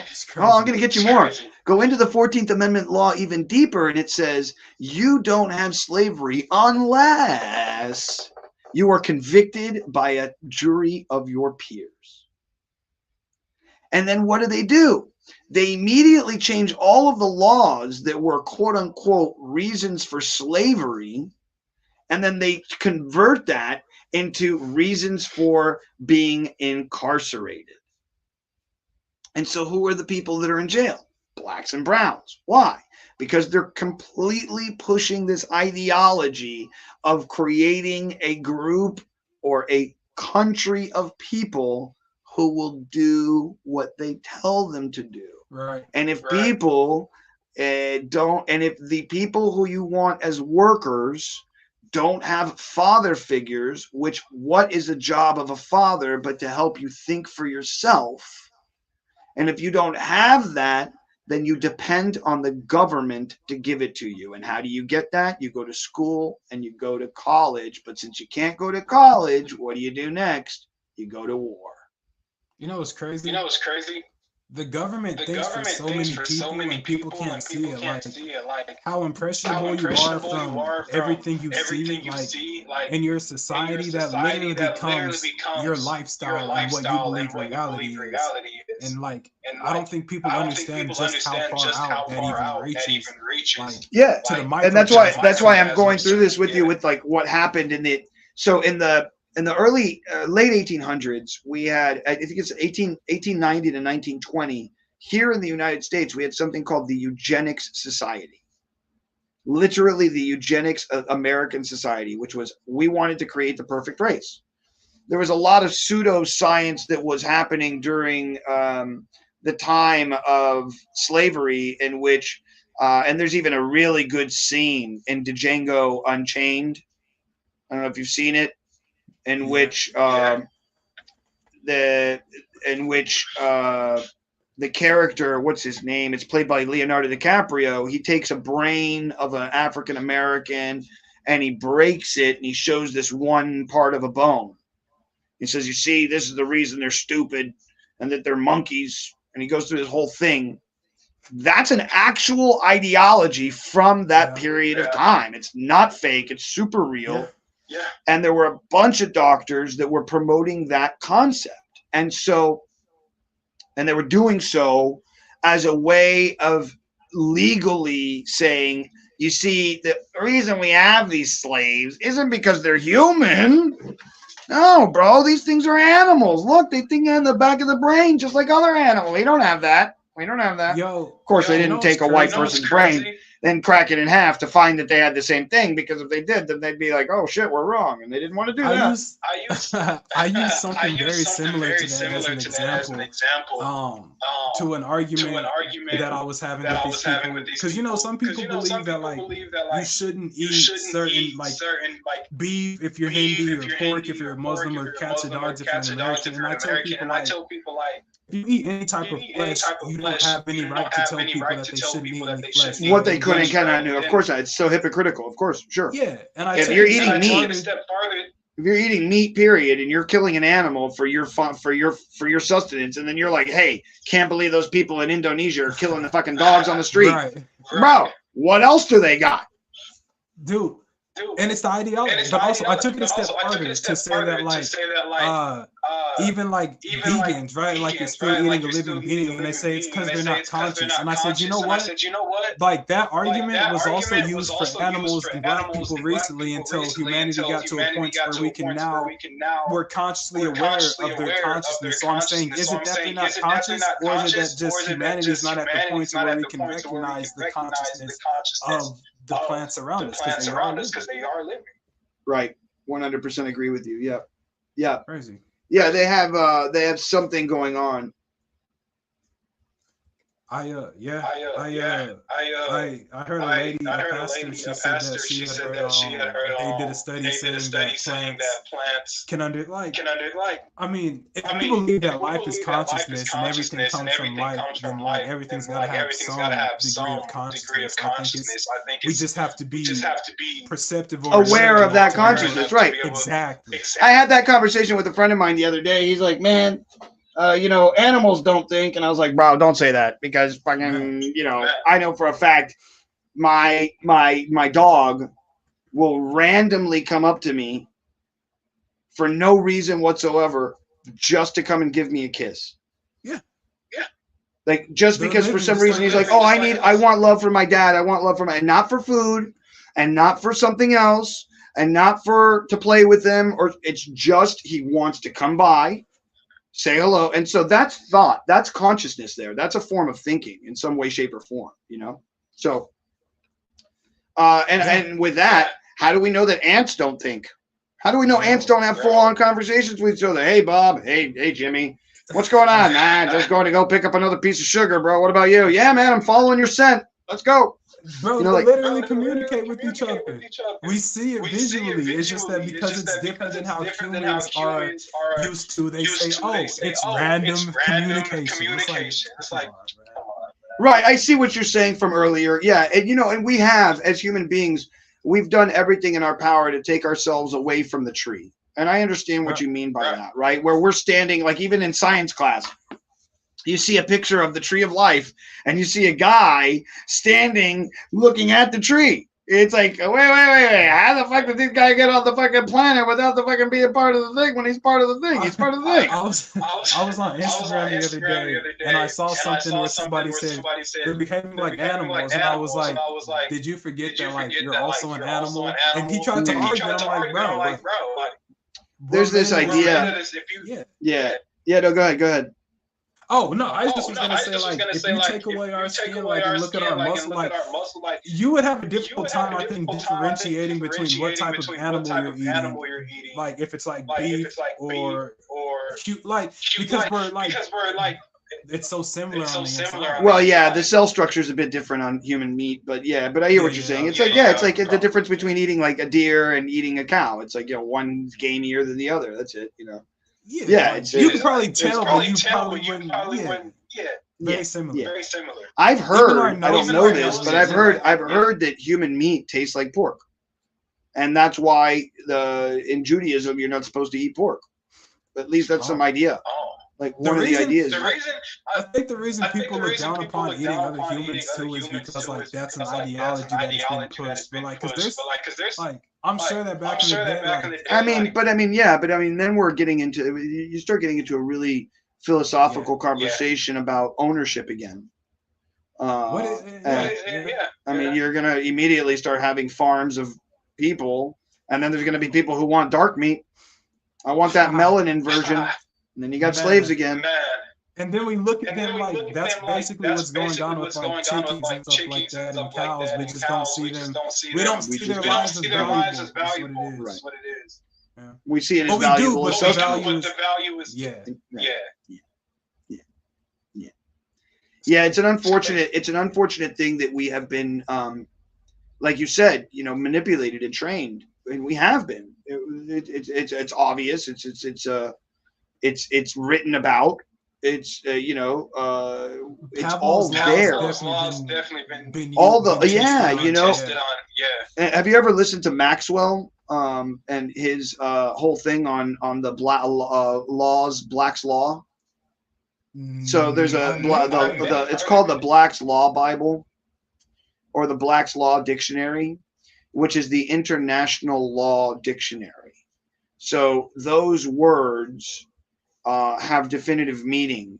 Like, what does a bank mean, right? Like, what is currency? Why is everything that has to do with flow and water have to do with money, but anything that has to do with land has to do with holding? So, like, what does a bank do? A bank of the river holds the water in a trajectory that you want it to. Okay, that makes sense. So if you want to get even deeper, you could say that when you come to court, you have to be on the docket. You have to be on the dock. You have to walk onto maritime law.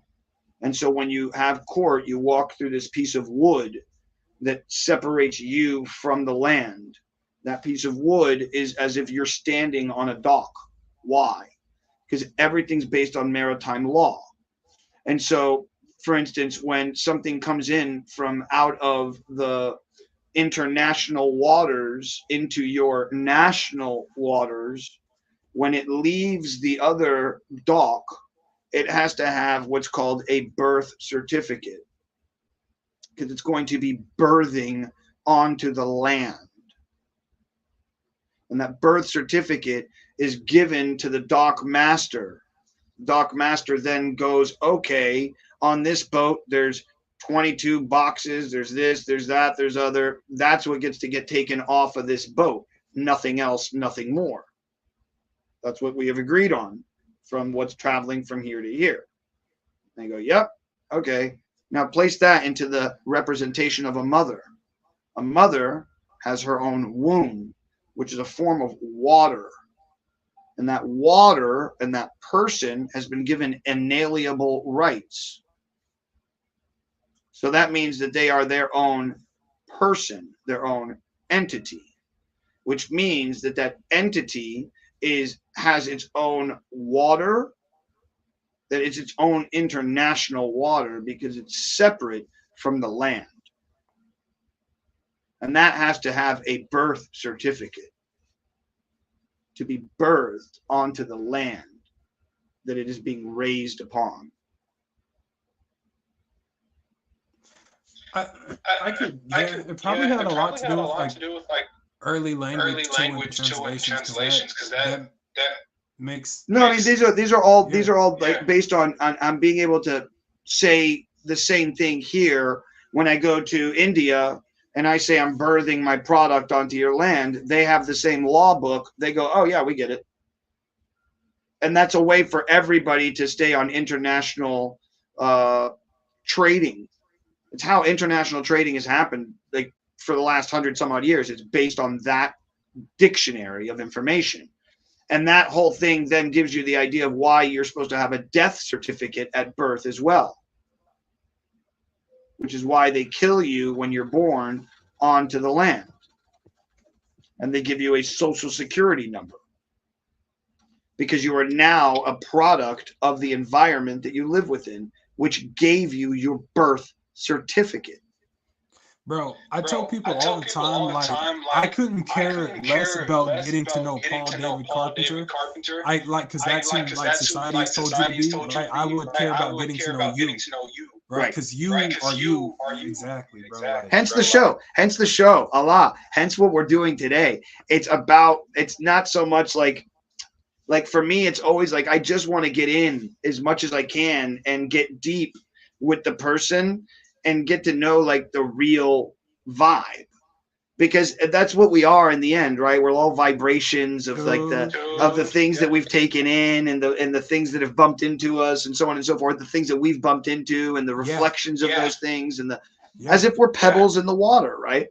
And so you know, and other people's pebbles affect our ripples and our ripples affect and so on and so forth, right? And so I tell people that, like, I just started saying this, like, when I look, all I see is energy, right? I see vibes. So, like, if I see a person, it's like, that person is, like, good energy or bad energy.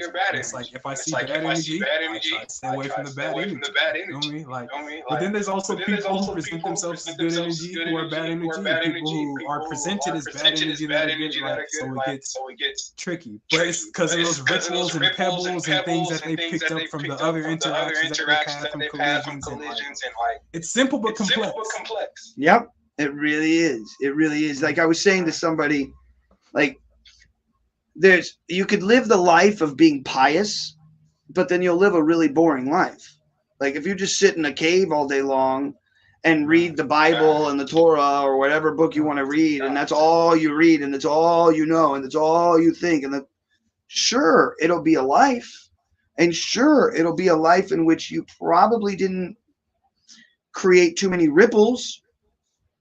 But then, you know, when you get there to the end, you're going to probably ask, why didn't you skip some more stones? God damn. Man. It's almost like, but I feel like, and then for the person, go ahead. No, I was going to say, for the person who's sitting there with a bazooka, blah, blah, blah, blah, blah, blah, you know, throwing millions of stones into the water, he's going to probably, why did you throw so many fucking stones? Right. Yeah, exactly. Exactly. No, yeah, for sure. I agree. Like you said, it's walking the line. Walking the line. It's finding the trying to be as cordial and as beautiful as possible along the way without creating too much trauma and drama along the way. Man, exactly.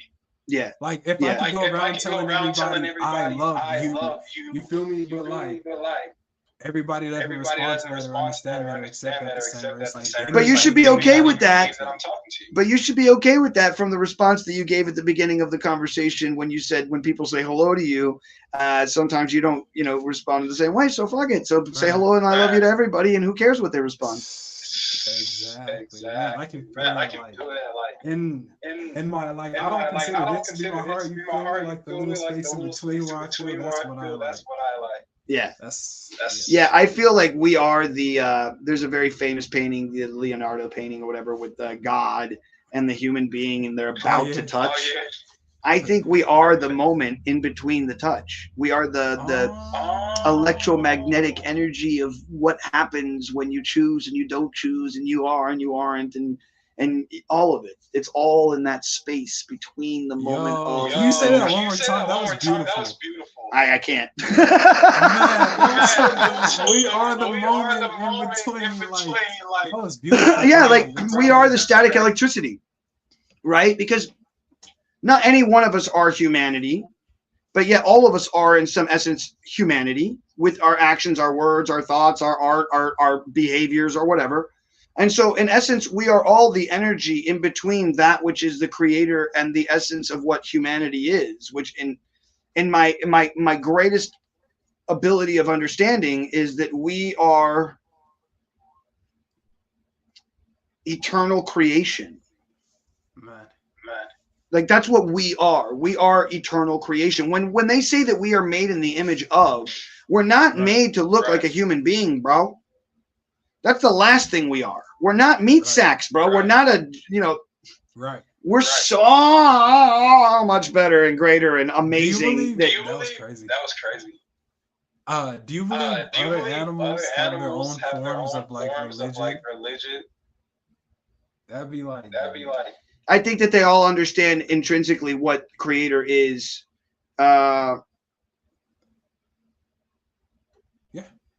Or we could all be learning together. Different, or maybe they have like different pockets of truth and information as we learn how to communicate with each other. We can get the good and like weed out like the nonsense. Like if the Christians and the Muslims and the Jewish people and the anyone else like if everyone and the Americans and everyone like took like, hey bro, this is what we have and like learn how to communicate with each other and build upon rather than saying this is the ultimate, the Bible or the Quran or the Torah or the U.S. Constitution.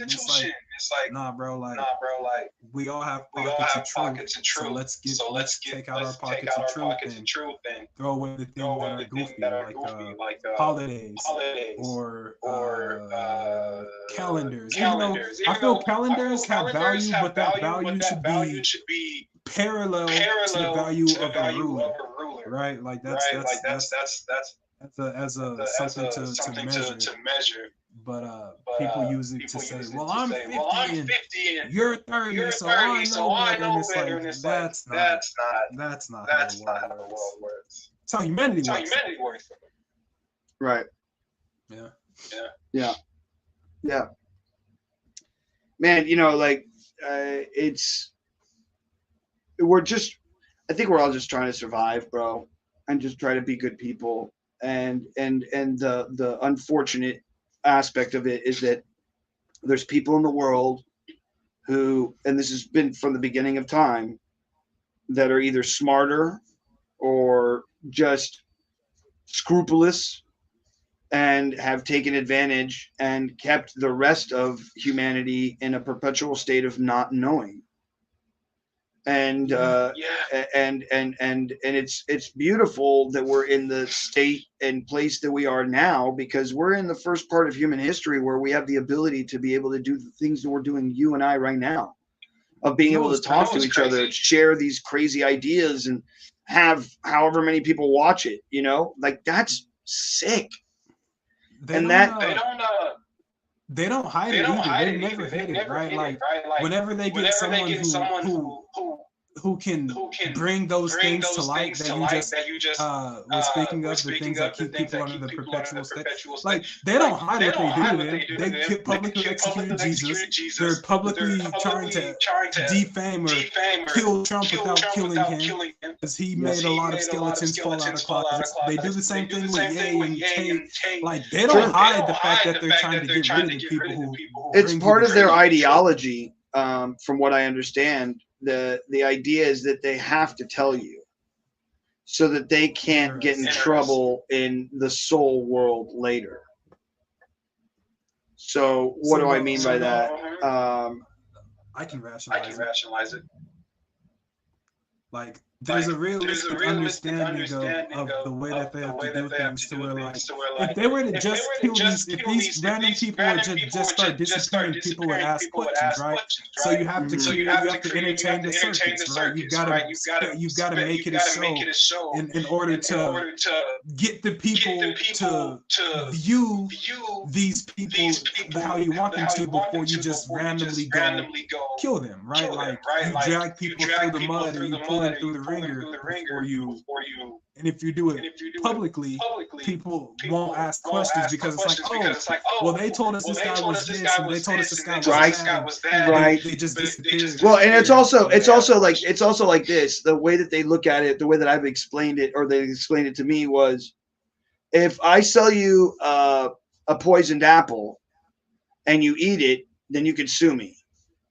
But if I specifically market that they're poisoned apples and you eat it, it's not my fault anymore. I told you what it was. You decided to eat it. Hell, you decided to buy it. You spent your money on it. The fact that you bought it was you, not me. I just sell it. Man. Yeah, no.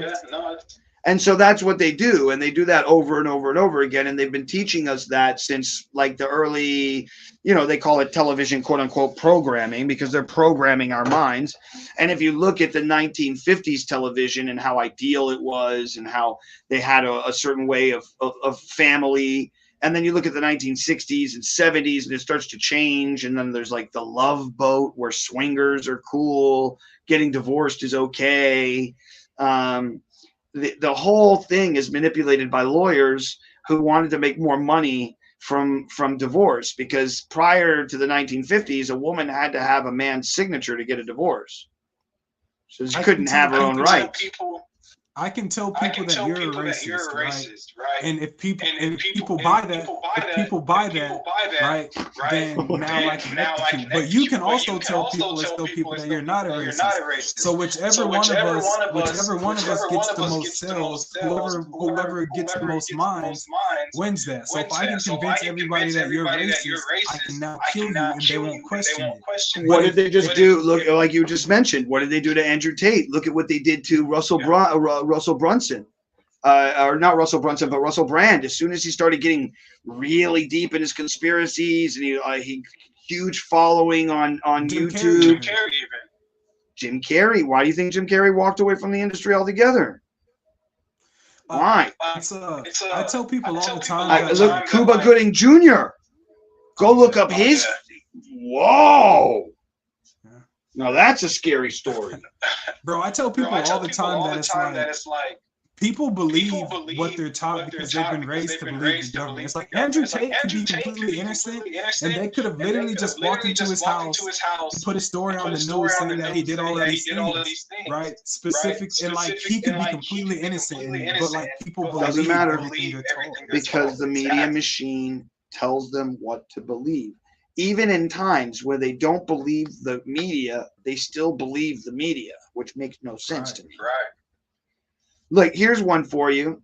What was the name? What was the number of the mask that you were supposed to wear? I don't know. They were called M95s. Oh yeah, COVID. Do you know why? What the 95 stands for? The M95. 95 microns. In the mask? So it's supposed to stop anything that it's like a Like if you had like a shifting machine with rocks and you have big rocks and it's like 95. The size of the holes are 95. So anything larger than that will not go through. How big is the coronavirus? Not for sure. Not for sure. 5. 5 microns. 5 microns. It's crazy. It's crazy. So what were the masks doing? Just maybe the social conditioning to see who would listen to them and who wouldn't listen to them. Because what were they actually doing mathematically? 95 to 5 all day long. Right through the mask. Right. If anything, by doing this and allowing the particles to go in, what's this do? It creates a humidifier for growth. Like the do you remember how everybody didn't like wearing a mask on their face because it was always sweaty underneath the mask? Yeah. Where do germs grow the best? In warm, moist places. So what were they doing? They were making us wear masks to make us sick. Man, that amount of control to where bro, y'all wear these masks and we're gonna hit you up. And they were shooting like rubber bullets at people. Bro, there were people in Canada that went to jail for 2 years. Bro, I'm like for not wearing masks. Too much control over people's lives. And I think that really started waking people up like, fuck y'all. What do you think you are? Like, and they were talking to people like, baby, like, did you see the guy with the vaccine who was like, you telling me I get the fried actions and a burger? Like, bro, come on now. This looks like it was like elementary school. Mm-hmm. But what did you say? It was just like the Prussian Empire, where they taught you when to go to school, when to go where do what, and when to do what. So we've been under the SS. So we've been under the idea of the SS since the beginning. Yeah, no, I mean, we've been controlled by Germany, bro. Here, you want trippy? You want trippy? You know all the people that got tattoos in Auschwitz? All the Jews that were getting tattoos? Yeah. Do you know how they were keeping track of all those people? I thought those tattoos were their numbers. Yeah, to track who they were and where they were going. Do you know how they tracked the numbers? Paper trail? They used the first computer made by IBM. Interesting. I mean, yeah, they do business. Like, we know that these corporations, they care about the money, right? They care about the things that bring about it. Prescott Bush, during World War II, which is Bush's father, not Bush Jr., which ended up becoming the president, or Bush Sr., which became the father, but Bush grandfather, his name is Prescott Bush, was the vice president of the New York Bank, and also was on the was vice president for Farber, which was one of the largest companies in the United States that sold weapons to the SS during World War II. Same with what's his name? DuPont. They called him the merchant of death because he was selling weapons to I forget who. But then America entered like World War II or one. I forget which one. They were like, hey yo, trying to come with these weapons again. Yep. Funny how things change. Yep. Money changes everything. There's another really good documentary. There's another really good documentary that's called Hollywoodism, which is how the Jews created Hollywood and why, and then how it was taken away from them by the government, which is insane. Like the story is just insane.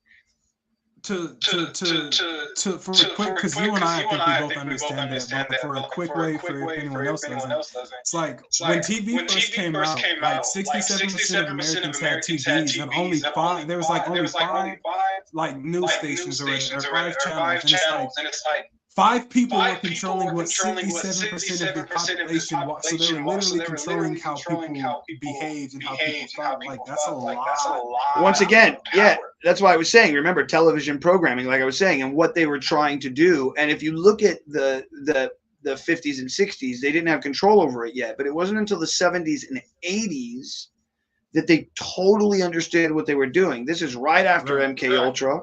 This is right after tons of information came in from the Stanford experiment, from the Milgram experiments, from all these experiments on manipulation. This is right after Edward Bernays. And so if you look at every single IPO movie that's being made right now, it's all based on what? The 1980s. Bro, literally like if you think like why people have like goofy mindsets, there's like Leave It to Beaver and stuff. There's an episode of Leave It to Beaver. He's like, gee, Pop, not where Wally, I think is the older brother. Gee, Pop, why is mom in the kitchen? He's like, well, because the woman's place is in the kitchen. And well, why are you in the grill? Because the man's place. That's why people have these ridiculous mindsets, because like it's literally like what they grow up around. They just see it, and like it's indirect learning, and they don't recognize that they're being taught or they're being taught. Yeah, they don't. They really do a lot. They don't know. They don't know. And when you come to them and you say something, then you're the evil. It's you're evil for breaking their reality. You're evil. It's Plato's claw. It's Plato's allegory of the cave.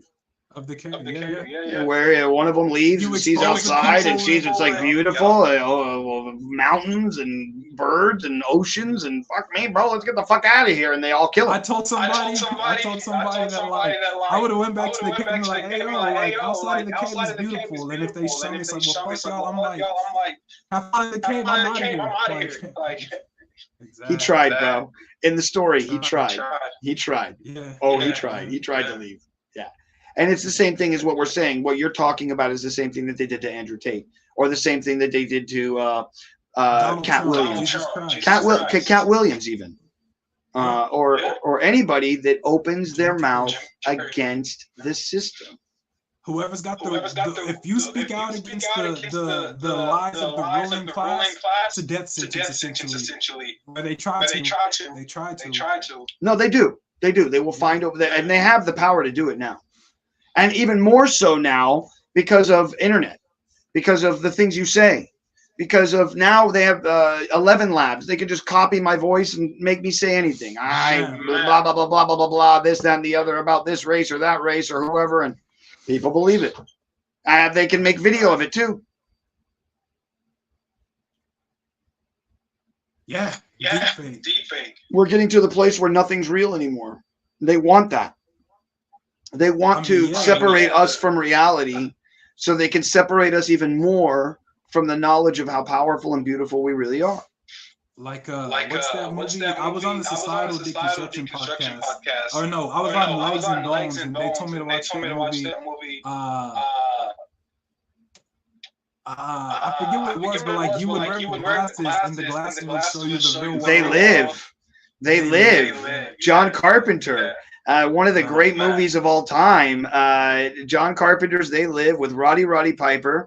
Phenomenal movie. One of the once again an 80s movie. Now you have to ask yourself why. They're teaching us the entire time. They're teaching us. They have to. Remember, they have to give you the poisoned apple as a poisoned apple. If they sell it as anything else, then it goes against their soul. That's their ideology. I assumed it was people trying to like show the people whose minds work at a higher level, like, hey, yo, this is how to try to, but that could be it as well. I thought it was a noble cause. It's not a noble. It's never noble. Listen, if it comes from Babylon, it ain't noble. I understood that, actually. I felt with you. There's a really good documentary that's called The N-Word. Have you seen this movie? Maybe actually. Wow, bro! Let me tell you, it's like a 3-part documentary. It's on YouTube, and it's obviously about the word, and how and why it's been proliferated, how and why certain rappers stay famous. And it's a perpetuated ideology that comes from the racism of the same racism we were talking about when they were talking about, black people being monkeys and so on and so forth and all of it. There's also another really good documentary that's made by a guy named Ryder Rips, and it's how Bored Ape Yacht Club is based in nothing but absolute savagery of racism on the most deep levels. Yeah. That they're called bored apes for a reason. That makes sense. Yeah.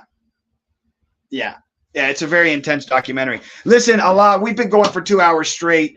If you don't mind, can you tell people where to find you or how to look you up and see your information? The one-stop shop for me for all of my everything is my Instagram, which is KNOW. It's God, it's God. But you can look me up on anywhere where you listen to music. You can type in Brandon Maps and my music will show up. Yeah, those are like the big places to find me. Instagram is really popping. You wanna? Nice. So yeah, I'm going to share it with everybody so they can see your screen. They know what you look like when they get there. This is that's not it. This is it right here. This is your page right here. So for everybody who's out there, it's you_know_it's_God. Go check this man out. He has some really great content. I watched this video; it was really good, and I also watched this one too, and I watched this one actually as well. I watched a bunch of your content, man. I went through and caught your stuff. I really like your Man on the Street thing. I really like this rap song that you did here. I really like your content, man. I really enjoyed myself with you, and I would love to do another one of these with you in the future if you're down. Like I said, I had to introduce you to some people. Man, please do. If you had a good time with me and you feel like you were able to, go back and forth and you were able to express yourself and all of that, and your friends could do the same, please. I want that more than anything. That's what I want here. So Allah, thank you so much for your time today, man. I really appreciate you, bro. Love, bro. Yeah. We'll see you soon. All right, man. Be easy, guys. All right, man. Have a great day. Peace. Another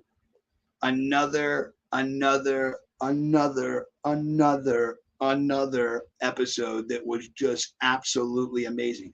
Every single episode, all 50 of them, have been so good. And I'm so happy that we were able to have this back and forth, and it just got super heavy at one point. Man, it was so good. What a great show. Ladies and gentlemen, if you would not mind, please go out into the world, do something nice for somebody else. If you can't do something nice for yourself, it does start with you. Number 2, don't get caught up in all the crazy stuff that's going on in this world, because if you do, then you end up crazy, and that's not good for you or me. And number 3, if you don't mind, please like, share, subscribe, send this out to somebody who wants to see it. And from the bottom of my heart, I really mean it. For those of you who are here now or later, thank you from the bottom of my heart for watching, and I will see you all on the other side.